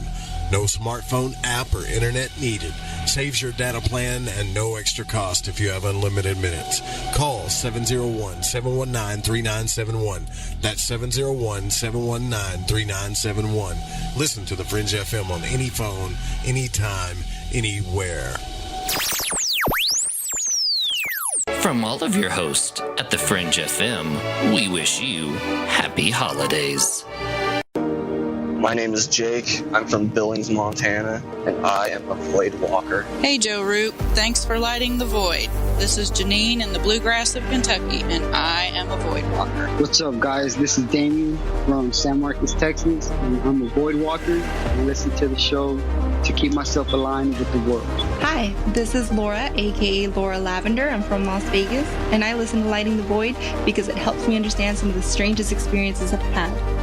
So thanks for all that you do and for always being there for us, Joe.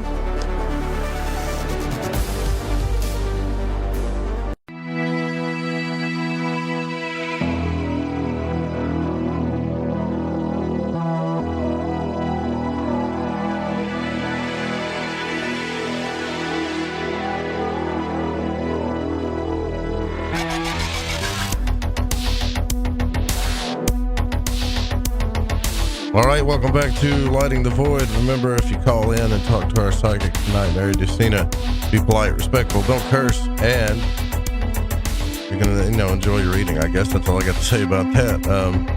I want to thank all of you guys for donating that have donated. We're gonna run this contest, I believe, all the way up to New Year's Eve. Okay, so make sure you get involved with the donation raffle. Basically, you're gonna get a Void Walker special edition item, either sticker, shirt, or hoodie, depending on how much you donate, 5, 10, or 20.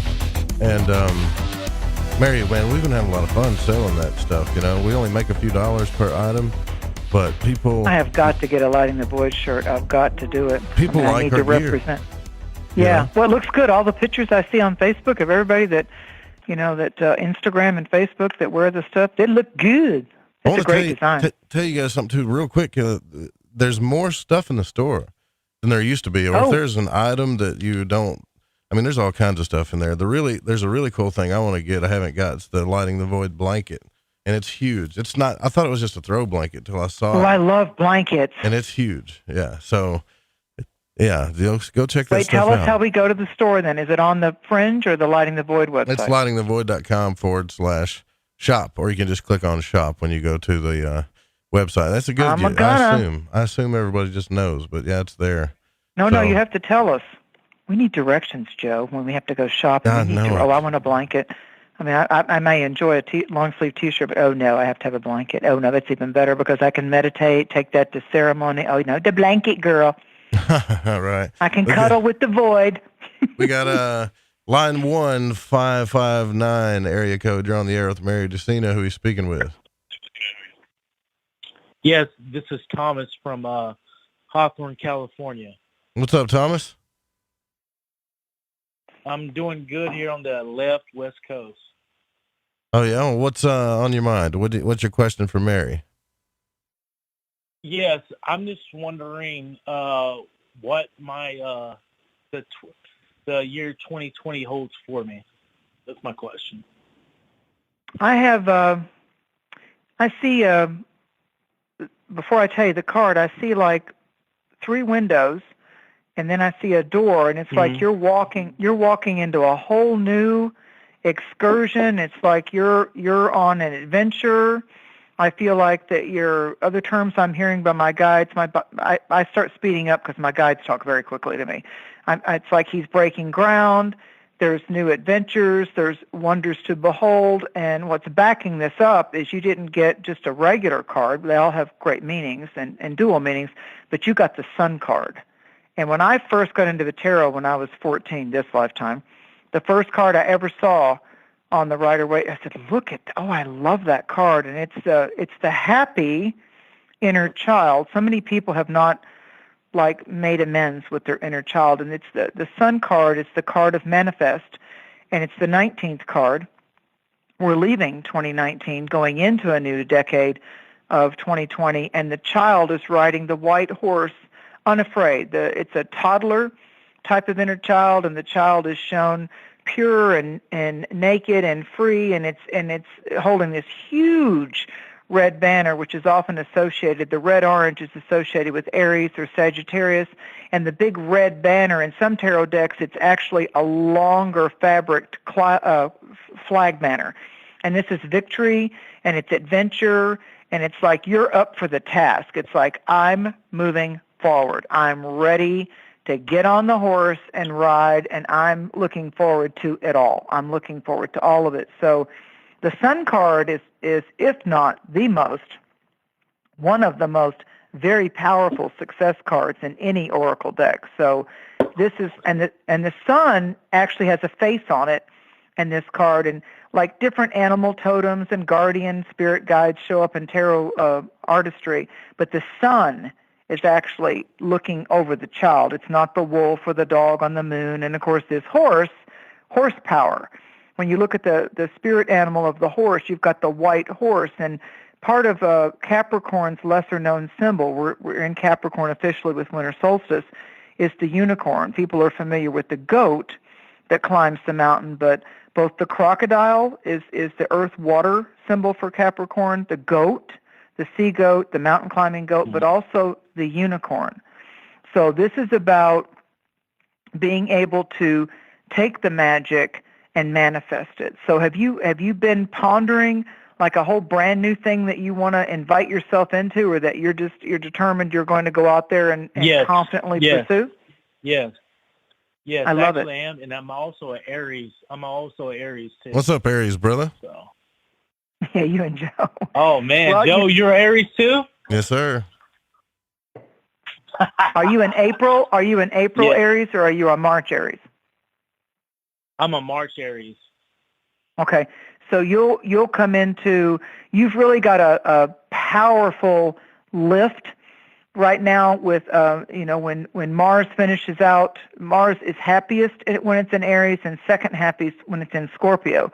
So it's supporting right now Aries and Scorpio. It's kind of aggravating Scorpios a little bit because Mars can aggravate you when it gets in your sign, but it's all the way finishing out this year, the whole year, all the way into the first day of January in the sign of Scorpio, and on January 3rd, it's going to shift. Well, guess what? When it shifts, it's going to favor the fire signs, because when it leaves Scorpio, it's going to go into the sign of Sagittarius. So on January 3rd, 4th, you get additional good fortune and holy blessings on the adventure and the projects that you're wanting to fuel. So Mars is what fuels our engine to be able to go further, deeper, faster, with more success. So you really open up this year strong, my friend. So good for you. I don't know if you heard the first hour, but when we were talking about Aries, it's like you got to really focus on career. And this is your year for like, what do you want to do to make money, enjoy your work? It's like, do the work you love and the money will come. Yeah. I was talking about a friend about starting a business project like 3 or 4 hours ago. So, I mean, you like hit it right on the money. And plus, I've been through a lot of hell this year, but I haven't quit and stuff. And I just been persistent because I'm an Aries. I don't give a damn. I'm sorry. I didn't mean to cuss. Sorry. No, it's all right. Damn's okay every now and then. Yeah, damn's okay. That's a good. Was it bad for you in October? Yeah. Huh? How was your October? I'm just curious. Oh man, it was kind of hellish. Yeah, October, November. To be honest with you. Yeah. Yeah. Especially the early part. Especially the early part of October could have been challenging for Aries, because when you get to fall, and it's not bad, it's not good and bad with the celestial things, but it's challenging for Aries minimally when they get into the fall equinox, when we first start going into the sign of Libra, like you're a March Aries. So when you get into late September and the first 10 days of October, it can be like, okay, I got to really pay attention because that didn't go the way I thought it was going to go. So it's actually, it can be to your advantage now that you know that, when you can say, okay, at least I'm going to see what might be the stick in my wheel going forward. You know, where's the tire losing air? You know, what do I need to focus on? Because and, you know, in 2019, I got to tell you, there's not one client or friend that I've talked to this year, including my own self, that they're not writing off 2019 as an incredibly testing, challenging year. I mean, I've not had one person say, man, I am so in love with this year. I mean, I'm just, you know, it's like we lived it, we survived it, but it was like, holy moly, that got my attention, or, woo, yeah. So it's like, stay on your toes. And for me, with the different clients I talked to, a lot of them have said, this year has shown me what I'm not going to be allowing to drain my energy anymore. Like you said, being an Aries, it's like, yep, I'm done, guillotine, moving forward. And that's exactly what your cards also verify that you should do. Yeah. Yeah, and just one thing, like, to be honest, and I'm not trying to have ego, I don't fear nothing or anything. I don't back down from a challenge, and nothing's going to stop me from what I'm supposed to do. And I don't care if all hell comes through, I'm not going to quit. So, that's how I am too, you're an overcomer. That's just Will, there's a way. Keep the wheel pushing. That's right. Yeah. That's right, Joe. You know, you're a blessing too, and your guest too, she's a blessing, and may favor be upon both of you guys and everybody who's listening. And thank you so much for what you do, and take care and have a blessed night. You too, brother. Great energy. Thank you so much for the blessing. That's really cool to hear that from a listener, right? Huh? Oh, I love the blessing. Thank you. I felt it. All right. 978 area code. You are next on the air with Mary Dusina. Who are you speaking with? Hey, it's the Night Stalker. How's it going, Joe? How's it going, Mary? Hey, what's up, man? All right, thanks, good evening. Thanks for your support, too, brother. I appreciate it. Oh, no Solstice problem. blessings upon you. Solstice, you're a seeker. You're a seeker. The Night Stalker. You got the Hermit. You've got the energy. I'm not saying you have to be a Virgo. You may have strong Mercury in your chart, but you have the Sage, the one that is not only an avid, forever, eager student, teacher, and, you know, you're always going to be the forever student, the eager student, because you love to learn. But as you get to that point, that pinnacle point of like, well, I know a lot about that now, and I know a lot about that. I'm not a know-it-all, but I feel pretty comfortable about that study and this and that knowledge and where I took the dive down the rabbit hole over there, and you're lighting the way for others. You're lighting the way for others. So it's like, let your light shine. You have a lot of gifts in not only doing the research and being able to ascertain that's good stuff right there, or no, I'm not bothering with that. That's fake news, or that's like somebody trying to lead me off my trail. That's like a bewitchment or a beguilement over there. And I feel like that 9 is a real important number for you. So I feel like you're coming to some favorable, and these words don't often go together, but I feel like there's some favorable endings, some favorable closing out of chapters, because you're just shifting directions. You know, like one door's got to close so you can walk into the next door. That's what Spirit's telling me. You understand that? That's amazing. I do. Thank you very much. I just want to say first that Joe was saying in the first hour to like find the people that flame your fire, and I just want to shout out everybody in the chat and all the Void Walkers, and that it's been really great over the last few months to get to know everybody, and because I'm alone in the supermarket, but I have all you guys to talk to, and it's been really fun. Just Merry Christmas, everybody, and thank you for all the support and everything, and it's been awesome. And thank you, Mary, and thank you, Joe, very much. Yeah, man. Yeah, absolutely. Blessings of the turning of the wheel of solstice. Yep. Well, so line 4 is open if anybody wants it. Looks like we got 410 area code. You're on the air with Mary Dusina. Who are we speaking with? Hi, Joe. Hi, Mary. This is V. How are you? V. Well, I was just talking about you tonight with Lady Ann, we were wondering about you. Oh. You ain't disappeared into the mirror yet, have you? Not quite. You got a question But he for Mary? enjoys looking. He enjoys looking. Yep. So I actually just had an update, not really a question. All right. Okay, I feel like I think you're the first one tonight that got the suit of water. He's got an update about something. Go ahead. I'm sorry. Go ahead and let us know. Oh, sure. So actually back in September, Mary, I had talked to you, and you said that, frankly, I know I can be kind of blunt, so I don't mean to offend, but I'm kind of skeptical when it comes to psychics and readings and that kind of stuff. But good. And last September is one where I was kind of like, it kind of threw me for a loop, because you said that there's like this warrior, seer, Persian spirit following me around, and that kind of threw me for a loop. And it was interesting, because what I found is what you say highlights moments in my life that I would otherwise shrug off. And one of those moments happened, I was actually rolling with my jiu-jitsu instructor, and this is kind of a rarity, but he just kind of stopped in the middle of sparring and said, "Hey, look where you are right now." And he said, "You're too busy defending to know when to act." And that was really powerful, and something that I wouldn't have really noticed. And it kind of opened the floodgates for a bunch of crap that I needed to work out, frankly. And so a bunch of stuff has been going on, and stuff I've been working out, and actually it's opened up a lot of opportunities for me, learning how to act more and being more not aggressive. My guides just say that's so precious that you're allowing that energy of your instructor, your sparring, the sensei, the bloom happened. It's like you were sparring, and then all of a sudden you got like this truth pearl. But it was a seed. It was a pearl of wisdom. It was a seed that took root in you, and it's not done gifting to you.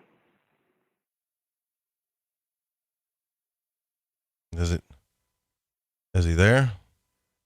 I might have lost him. Yes, okay. I'm here. Sorry. No, he's taking it in. He's taking it in. So do you feel like that? Listen, I don't ever have a problem. I'm a skeptic with psychics, okay? Does that mean I think I'm the best? Oh, no. But I've run into enough players, and I've run into enough people that want to just either scare people to get them to invest more money, or leave them hanging to get them to invest more money. And I care about my soul, and I care about the real reason of how we can all develop the integrity of our intuition, like your instructor, like martial arts, mixed martial arts. So it never offends me when someone says, "Well, I don't believe in psychics or astrologers," and I'm like, "I don't believe in astrology. I do it. I understand it, but it doesn't rule me." So that's not offensive to me. I actually get it, because if it's a tool that can assist me in my life skills, great, but it doesn't interfere at all with my sacred vision quest with the holiest of hosts and the I am that I am and my glory moments and all that. I mean, I'm more fascinated by, like you had that moment, where it's just like, whoa, time stood still. I got that one. And it's like that was an injection. That was a real injection that upgraded you. You had a calibration moment there. And so therefore it's continuing to feed you and uplift you. And I'm not offended at all. I want you to know that I love it when people are just genuine and say, look, this is who I am, and this is what has served me well, and I'm just getting to know you, Mary, and you may benefit me and you may not. But you're an open-minded skeptic, and that's valuable. That makes sense? Well, it's yeah, definitely. It's just something that piques my curiosity. Are you learning to accept the metaphysical realm yet? It's not easy. I'm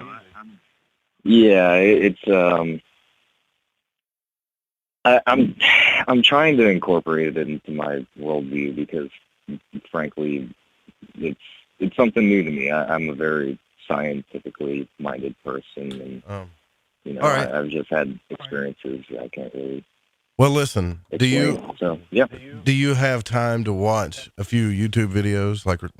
Do you have that kind of time on your hands? Because if you do, I would tell you to go to Frater Xavier's channel. It's called Mind and Magic, and he has a playlist called The Mystery School, and it's like it starts from bare bones nothing all the way into the occult, and it explains everything kind of in a scientific way, so you can see how it all works through your subconscious and stuff. So you'll see. Well, let me give you an example, too, because my dad worked with Oak Ridge and then NASA, so I grew up with a very scientific, educated father. And I said to him one time, I said, okay, it's a scientific process that I can get an ultrasound, an MRI, or an X-ray, right? And I didn't feel it penetrate my bones, and I didn't feel, you can hear the MRI, of course, the magnetic resonance. And I said, but yet a picture came. And I said, I can feel the wind, and I know there's like some kind of scientific understanding to the wind, but yet it actually moves across my body, but I can't own it, touch it. I have a sense of the feeling. And Dad said, eventually, he said, I believe that science and spirit need to walk alongside each other, because he said, I believe the real science is spirit and the supernatural. Right Just a on. thought. Yeah, right on. All right, Fee, we're going to have to get to these other callers, but it's good to hear from you again, man. Thanks for giving us the update. Love the update. All right, no problem. Thanks for taking the call. Yeah, brother. Yeah, take the updates are a good thing, always. They're important. They're important. Yeah, let's see. 916 area code. You're on the air with Mary Dusina. Who are you speaking with? Hello, you're talking with Amber from Sacramento. How you doing, Amber? I'm doing great. How are you guys? Happy holidays.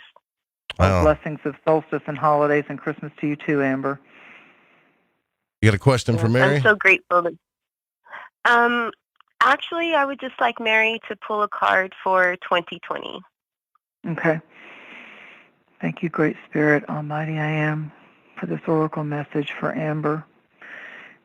First thing they tell me, I just flipped the card and first thing they tell me is tell her to pay a little more attention and research the name that she has, that it's an actual resin, it's an actual color, and it's also an actual cloak of protection for her. So like if you have some little pieces of amber, if you find that certain, like a knight would put on the metal chainmail, so that the color, the tonal qualities of amber, those tones, when you look at it, when you actually look at amber and see which tonal quality, light, dark, opaque, clear, that you're drawn to. And I believe there's actually even I could be wrong, but it seems to me like there's an essential oil that's like the essence of amber that I've seen in certain head shops and mystical shops and health food stores. So research that.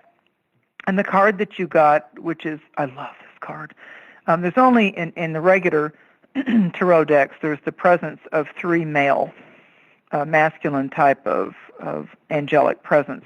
And when we get to the number 14, it's the card of Sagittarius. The name of the card is called Temperance. Now, temperance is a fancy word, like a $100 word, that represents choosing to be balanced. And I feel like you're coming out of a cycle of either a topsy-turvy or a reversal or an indecision. And I feel like that on this card, the angel is actually mixing, doing an alchemical mixture. One foot is in the edge of the water and one foot is on an actual rock. So we're going back to rocks and resins and crystalline energies and the groundedness again.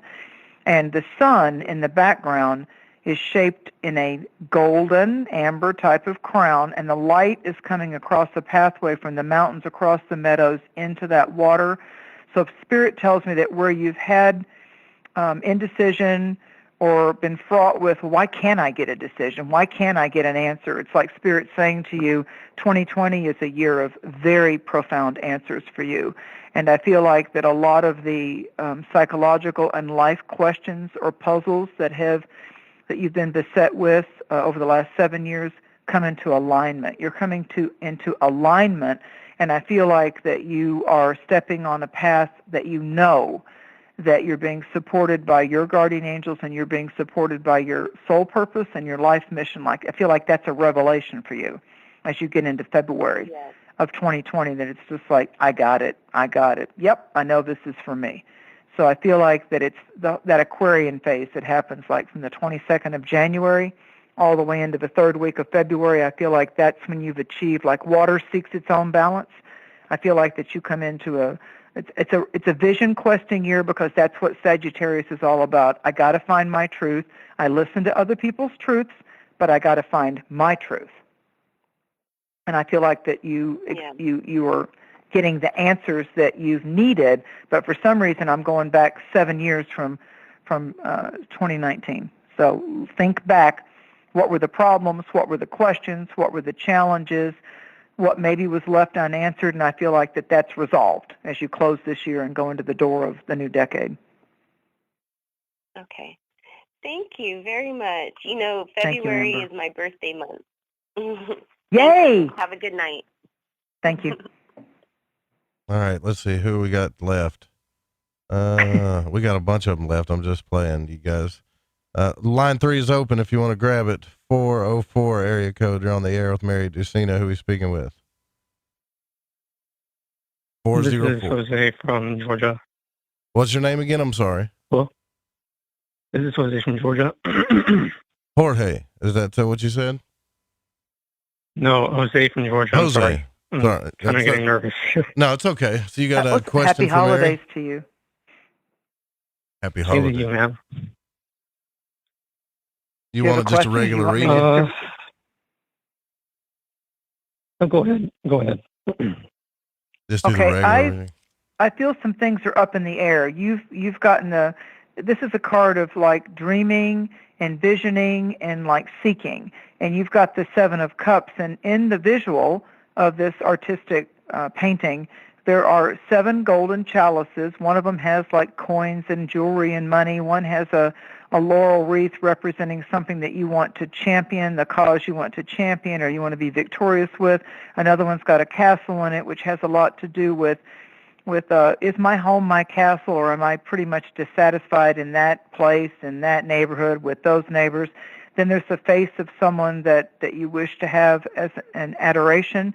Then there's the snake coming out of another chalice that has a lot to do with, have I moved past the temptations that I know are good for me or not good for me? And then there's like a religious figure that has a white cloak over it, so it would maybe be the Virgin Mary, or it might be a symbol of Jesus because the arms are outstretched and there's that like halo all around it, but the white covering on it means that you're about to uncover in all these choices and desires what you feel right now is a priority for you. So sometimes we have to prioritize getting our bills paid. But yet our soul has a bigger purpose. Sometimes there's a relationship priority that's grabbing most of our attention. Other times we feel like we've kind of strayed off the path and gotten into an addiction or a temptation. And then there's other times that we just all of a sudden come into a season, like life has cycles and seasons of where we're able to just like ride the dragon and fly above all of our obstacles. So it feels to me like right now that you're kind of sifting and sorting exactly where you're going to choose to put your attention. But I do feel like there's some things up in the air, like there's like several ways you could go, several decisions. Like maybe a part of this is that you're not quite ready to drop the gauntlet and make one very specific choice or decision. I feel like there's been a lot on your shoulders or a lot going on around you, or you feel like that there's been a little bit of a weight on your back. You're able to do it, but you don't want to always carry the weight of other people that could maybe do their part, help out, be a part of the team, be a part of the family. So it seems to me like a lot of responsibility has been around you, but then actually 2 cards fell out for you. The other card that fell out was the 20th card, which is interesting because we're going into 2020, and the 20th card in the Rider-Waite deck is Judgment, and it's Archangel Gabriel doing the 7 blast on the golden trumpet. For the Hebrews, it would be sounding of the shofar, the ram's horn. And what I'm hearing from this is you're going through some kind of refashioning, resurrection, like you're rising up from something that could have literally been draining you or the death of you, not literally, but like, oh, I'm so emotionally exhausted from this lesson. It's just I'm ready to move on to something else in my life instead of just this all the time and this every day. And so I'm feeling like that the lessons and the challenges that have been the dominant themes of 2017 going into the end of this year of 2019, and those time stamps will be more important to you as you get off the phone and think about this, because we're nervous, so we kind of don't like to think too hard. And I feel like that as you go into 2020, there's freedom, there's liberation, there's something you're wanting to get unstuck from or free from. Does that help you, Jose? Yes, and you've mentioned the halo around the statue. Yes. Of a figure. Mm-hmm. I'm looking at St. Judas, and I'm looking at the Virgin Mary. Wow. I love it. Is. Wow, that's really Queen cool. of Heaven.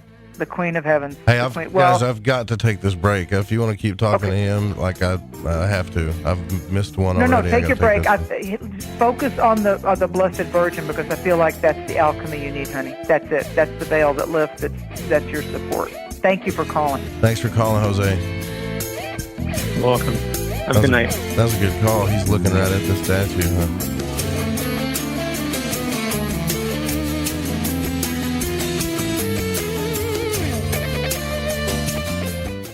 Why is it we're not very good with our health regimen until it's too late? We don't put oil in the car until the engine blows up. When the body's out of balance, your health is not so good. Give your body some love. Log on to getthetea.com. That's getthetea.com. Try our Life Change Tea, which cleanses you from harmful intruders. A clean colon is one of the ways to bring the body in balance. We also carry organic supplements to help you get where you need to go. So do your body a favor. Log on to getthetea.com. That's getthetea.com. You can even visit our sales page to save some dough. Does anybody call money dough anymore? Anyway, if you're looking for short, helpful health tips, go to YouTube and punch in Health Matters Now. That's Health Matters Now. So, log on to getthetea.com, shop, get balanced, then learn some cool tips at Health Matters Now. You'll be glad you did. That's getthetea.com. You're listening to The Fringe FM.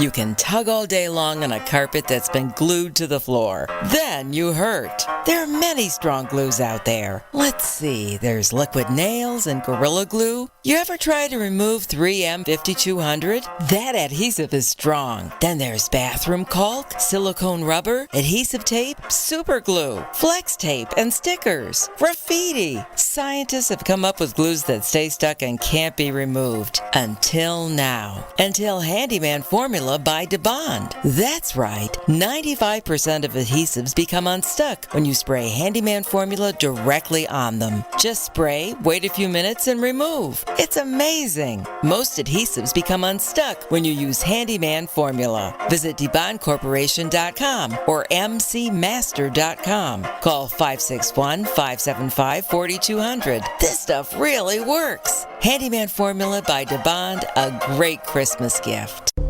Hey, I'm J.M. DeBoard, and when I want to talk about dreams, I look up my man Joe Root and his show, Lighting the Void. Listen, I want to tell you about G.I. Joy from GetTheTea.com. It's the best alchemical concoction of goodies for your stomach and digestive system I can recommend, and that's all based on my experience. Packed with colostrum, acidophilus, aloe, peppermint, and turmeric. If you do your own research, then you know this is the bee's knees for the stomach and digestion. Now, due to Big Brother's ears and the eye in the sky, you know I can't go into the details about what it helped me with. All I can say is I got relief. It's non-GMO, no fillers, no preservatives, manufactured right here in the US of A, and delivered to you by the only people who stay on top of the game and are out in front. Go grab a bottle of G.I. Joy at GetTheT.com and see what all the fuss is about. Again, that's GetTheT.com. Hi, this is Sammy. Join us in the Deep South as we're lighting the void with Joe Roop on the Fringe FM.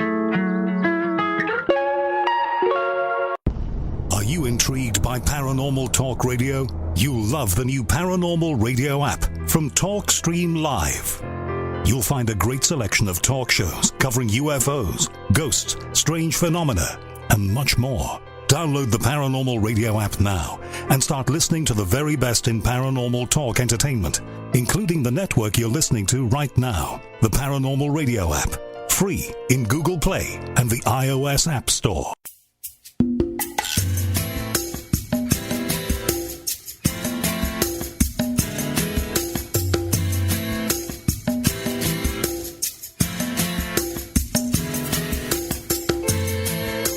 To call Joe, pick up the phone, dial 1-800-588-0335, toll free from the United States or Canada. You're listening to Lighting the Void Radio. All right. Worst thing is just cruising by tonight on our Friday night Cosmic Conditions show. New moon that's actually coming round to bend Monday, but we're going to be on break. And, keep it listening here, though. We're going to have some fill-in hosts and some surprises for you, too. So don't think it's just all going to be nothing over the break, the Christmas break. But, yeah, Mary, the phones have been just, good God, clogged tonight. I love audience. I love live calls. And I love the intelligence of your audience. I love the sincerity of your audience. And I love that although they get nervous, they have to remember you're on the telephone. I can't see you, and I'm reading off your voice vibrations, which is a lot of what I do with my clients because I work by phone. And I want you to know that it's your guides talking and conversing intuitively with my guides, and I'm just the speaker of what your guides want you to know. There you go. And speaking of which, let's get this thing rolling. 479 area code. That's from my home state, I believe. You're on the air with Mary Dusina. Hello, it's Jessica Gemini from the West. I've missed a few calls, a month. You missed a month. A month, yes. How dare you? Yeah, 2 months. Yep. Yeah. Well, Life's what's a little interesting, chaotic. what's interesting is we're turning from the west. You know, the autumn is the west position on the sacred medicine wheel. And as of solstice, we switch from the west to the north. You know, so we switch from the animal totem of the bear toward the buffalo, you know, toward celebrating our angelic guides and our spirit guides and our ceremonial magic and nature actually revealing to us in a host of ways, whether it's divination or simply the Yule log or sweet spots with Hanukkah or Christmas. So it's got a lot to do with a richness of looking at maybe someone's eyes this lifetime that you know you've known before, kind of a thing. It's like a revisitation of our ancestors coming in to let us know they're looking out of somebody else's eyes for us to go, oh, okay, I recognize you. Do you have a question or do you want a card? Card. What I get for you is the King of Earth. I get the King of Pentacles, which is the King of Diamonds. Now, he does have the Taurus, the bull, in this particular deck, both on his throne and up over his shoulders. He's out in nature. And there's the grapevine, so the fruit of the vine. It's a prosperity card, and the vine is full of the purple grapes. So that could mean that right now, it's a hard word for me to say sometimes, but the actual ingredient in the red wines that's good for you, the resveratrol, you know, but the actual ingredient in the red wines. Like, so if you instead of the white wine, so if there's something that you can do in a tincture or something that has to do with that, it like tends to build the red blood cells and it tends to actually soothe the stomach. This could be an actual person coming around you, but who this person is, he's a very calm, easygoing personality. If it's an actual manifest of a human coming into your life, he's secure as a man, he's secure in his own world and in his own way. He doesn't need to talk a lot, doesn't need to be the center of attention. He's very calm. Sometimes people would say, is that relationship kind of boring because he's so predictable? But it's the consistency and the safeness that I would feel around this man because he is reliable, he is predictable, he likes the schedule, he likes to know where the money's coming from, and he's like predictable that way. And I feel like that there's some kind of a calming, predictable, resonating, masculine yang type of vibration coming around you. Do you have that in your world yet? I want to say it's been transitioning to that from my other half, honestly. I've been honestly the crazy back and forth and trying to hone back in, but my other half, I'd like to say, is the one that tries to recenter me, honestly. So he's the steady rock. He's more of a steady rock, and you're the jovial, frivolous one. Yeah. Well, it feels like you're going to start some kind of new little adventure or excursion because the card that fell out behind it's the Seven of Pentacles. So again, Earth. So it's a money bush, but there's a new little bush that, when you plant things, and it's like, oh, good, I got the hydrangeas growing, and I'm going to go break off a piece of that butterfly bush or that hydrangea or that red geranium, and I'm going to start another one over here in this planter. So something's starting up for you, but it may take fully until July for it to really take off and grow. So, like, the important thing to know is that the shoot is going to bloom. The branch or the twig or the cutting that you take off of the mother-father bush is actually going to survive. It's actually going to do it. So there's something that's going to look like it's starting small and going a little slow, but then it's going to bam by the time you get to the beginning of July. Okay. You are wonderful, by the way, Mary. And you have not steered me wrong. You've actually helped me not lose myself, honestly, and you're a blessing, honestly. That's a huge validation. I'm so grateful. I'm so grateful. Thank you to my guides. Thank you to your guides. Stay on the path because the path and spirit needs you. So stay strong, girl. I appreciate you telling me that. Thank you. You have a wonderful Christmas, Mary. Thank you. Bless you. Thank you. All righty. Let's see. Looks like 765 area code. You're on the air. Who are you speaking with? Hello. This is Chris from Indiana. Chris, what's on your mind, hey, brother? Can Mary pull me a card? Absolutely. I will, Chris. Happy holidays to you. Thank you. Thank you. Happy holidays to you. You need an adventure. You need something that takes you out of the norm. I pulled the Three of Wands. Wands, as I've studied it, I'm not saying I'm the know-it-all expert, but for me, wands are the element of fire. So fire has to do with key themes like what would inspire me? How could I be an inspiration to others? What would be an inspiration for me? And so it's aspirations. So it feels like that maybe you need to kind of focus a little bit on what your goals would be, what would be your go-to. The word desire also comes from of the Father, desire, S-I-R-E. So it feels like that you are like the merchant, like the person that has some skill sets, but you're like, in this card, he's like, the merchant is sitting atop a high, lofty view, and he's sending out his worker ships, it's like Renaissance kind of thing, medieval, and he's sending out the ships onto perhaps to go down the Silk Road, perhaps to go barter, to exchange goods for other things that are missing from his kingdom. But a 3 is always about creative ideas. It's always about the creation of how something can take off.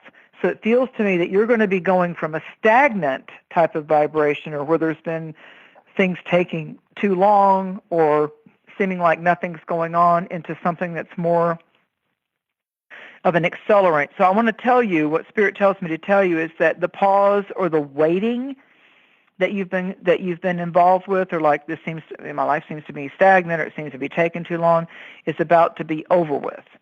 So it feels like that the ships went out, to go trade, to barter, to do whatever they do. Ships are like if you and I would hop in a car, or jump on the internet type of a thing. It's a movement of ideas and creativity and responses, as well as reaching out and getting answers.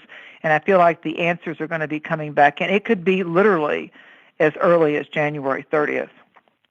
But 3 is an important number for you to consider. So the month of March, and when each one of the months hits the 3rd day or the 12th day or the 21st day or the 30th. See how I'm going with 3? So 3, 1 and 2 of 12 adds to a 3. 21, the 21st of each month, that 2 plus 1 equals 3. And then the 30th is also a 3. So those are your power days each of the months going in through the end of March. So it feels like that you're ready for your... That's it's amazing. like My birthday's in March. Birthday's in March. That's amazing.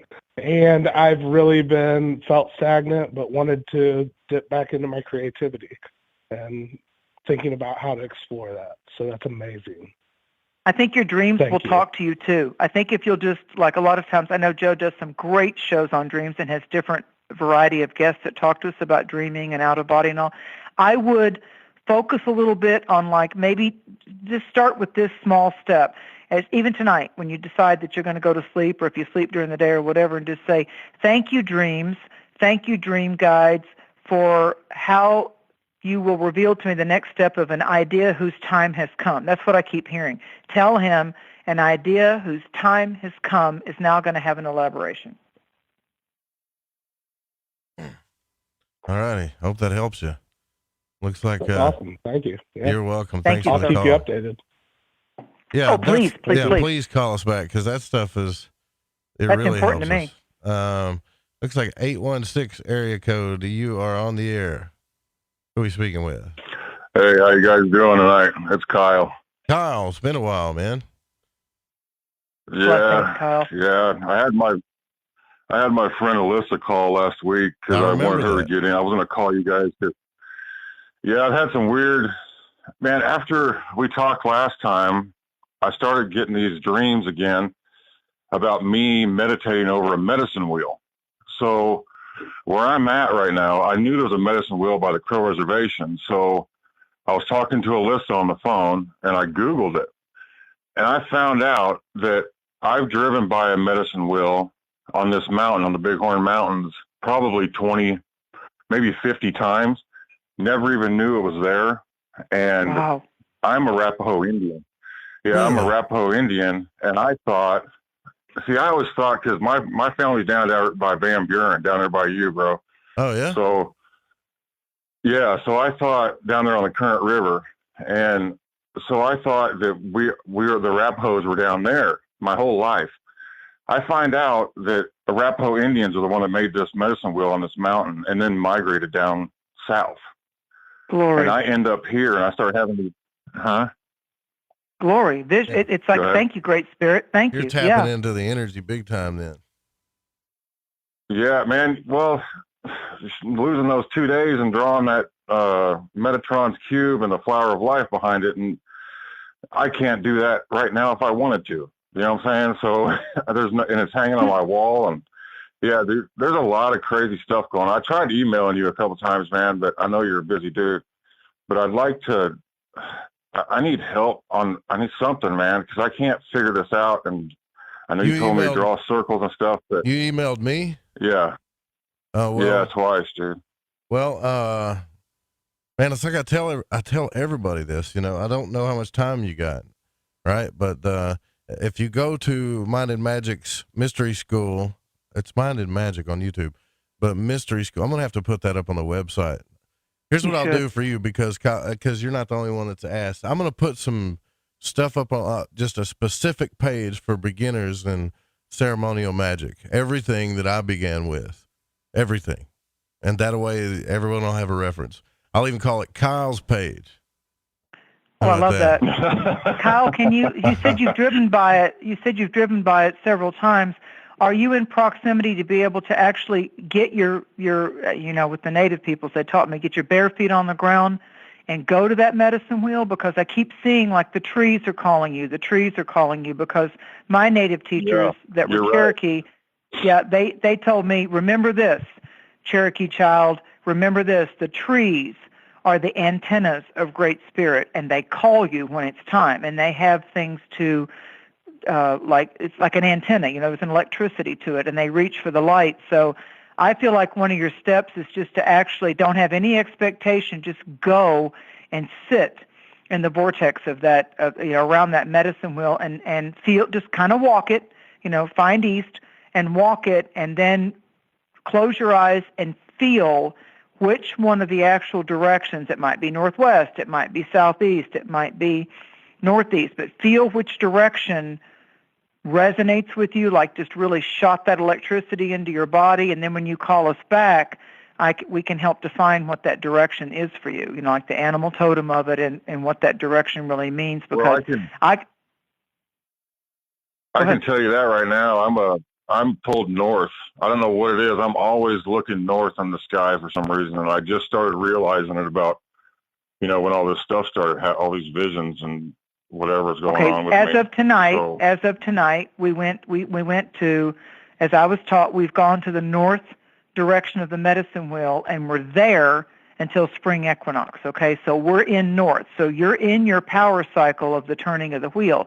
North is Great Buffalo, and north is the time of the year for us to actually say, I honor my ancestors, beloved elders, beloved those who have walked with their tears and their fears and their loves and their happiness and their screams and their cries out in love as well as in war. I invite my ancestors. I honor you. You are not forgotten, and I call you here with me for this trek on the north part of the medicine wheel. So it's and even in other ways, it would be like your guardian angels and the angel guides and the spirit guides and all of that. They're never closer to us than we're in the north direction of the medicine wheel. So this is that time. It starts at winter solstice when we live in the northern hemisphere, and it doesn't end until we begin the wheel again at east at spring equinox when the eagle rises at dawn.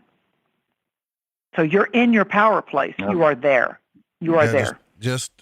You might need to, we got to get out of here too, Mary. So, okay. You might need to, don't just look at ceremonial magic. The medicine wheel is totally different than ceremonial magician's wheel, but it doesn't mean it's wrong. There's enough history there to make it work, period.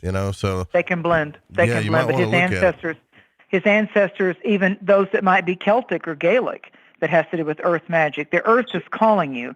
So Earth Mother is calling you, so respond to her. Respond to her. Right. Is there something I can do to work on? Because it's covered in snow right now. It's like it's right on top of the Bighorn Mountain. But put your feet the other in the thing, snow. I've been trying to get back in there, but it takes it's like a mile and a half. What you can do is, like Joe's talking about, you can also, and I'll say this quickly, I know you got to go, Joe. You can go on the internet and type in the directions of the medicine wheel, the meanings of the North medicine wheel, and then I don't care if it's a cardboard box in your house. You can draw the circle with a paper plate, and you can actually just do the 4 quadrants, and then you can just kind of put your hand in the north, and when you walk outside of your car, your house, your residence, like you do, face north and say, "Aho, Great Spirit, I invite and welcome my ancestors." And then your dreams will begin to give you specific messages. Daily meditations there'll be things that come in the trees and the birds, even though it's winter, and just make the dedication to your ancestors when the snow melts. When the snow melts and I'm out of my time of hibernation and reflection, I will go there by mid-spring and summer. I will go to the wheel. Thank you. So they'll speak to you about the wheel in spirit while the snow's on the ground, because the wheel's in hibernation too. This is our time of reflection and hibernation and prayer, ceremony, and meditation. So it can still speak to you in your dreams, and it can still speak to you in your meditations. You don't have to actually be physically in the wheel yet. You call it to you. Okay. Yeah. That's a good idea. I'll draw that up. Yep. There you go. All right, Kyle. Thank we got to let Kyle. you go, brother. Thank you for coming on, man. And anybody else, there's like 3 people waiting. I'm sorry, y'all. We got to go. They can always get private readings now, can't they? You sure can. You guys can go to marydusina.com, MaryDusina, marydusina.com. go to the Cosmic Conditions page on Facebook. Keep it up to date, right? And if you want the real deal when it comes to psychics, look, this is it. I've searched high, low, all over the planet. Listen, I'm worth the investment because I've put the years into it. I'm sincere, and you can only imagine how much data and how much specific things can happen when you do an hour reading. I mean, really? Yeah, it's worth it. There's nobody that's done it that said it ain't worth it. And they've said way more than that, but you know what I mean. Well, we got to get out of here, Mary. Man, it's going to be, I hope you have a good Christmas. Hope you have a good New Year. Thank you. Blessed Yule, blessed Christmas, and Hanukkah, and may there be peace on earth. May there be peace in our hearts, peace in our souls, and may we walk this earth putting peace ahead of us for those that we encounter. Aho, amen. All right. Thank you, Mary. And you guys, we will be seeing you shortly. I'll probably be back on air over the break too, but just keep it posted. Also, make sure you sign up for the donation raffle. Get your donations in to get in that raffle. I want to get a blanket. Yeah, you need a blanket, right? Big shout out to Pacho, all of you guys in the chat room. Don, Lady Ann, Eric Markham, Jeremy Scott, Dennis. I'm sure I'm missing somebody here. I love all of you guys. They know you love them. Yeah, I love all you guys. We'll see you guys tomorrow. Not tomorrow night, but when I get back. Peace, love, and hair grease. Good night.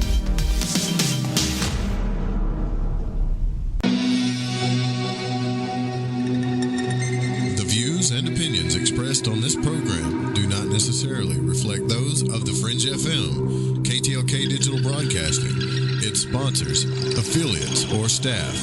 Listener discretion is advised.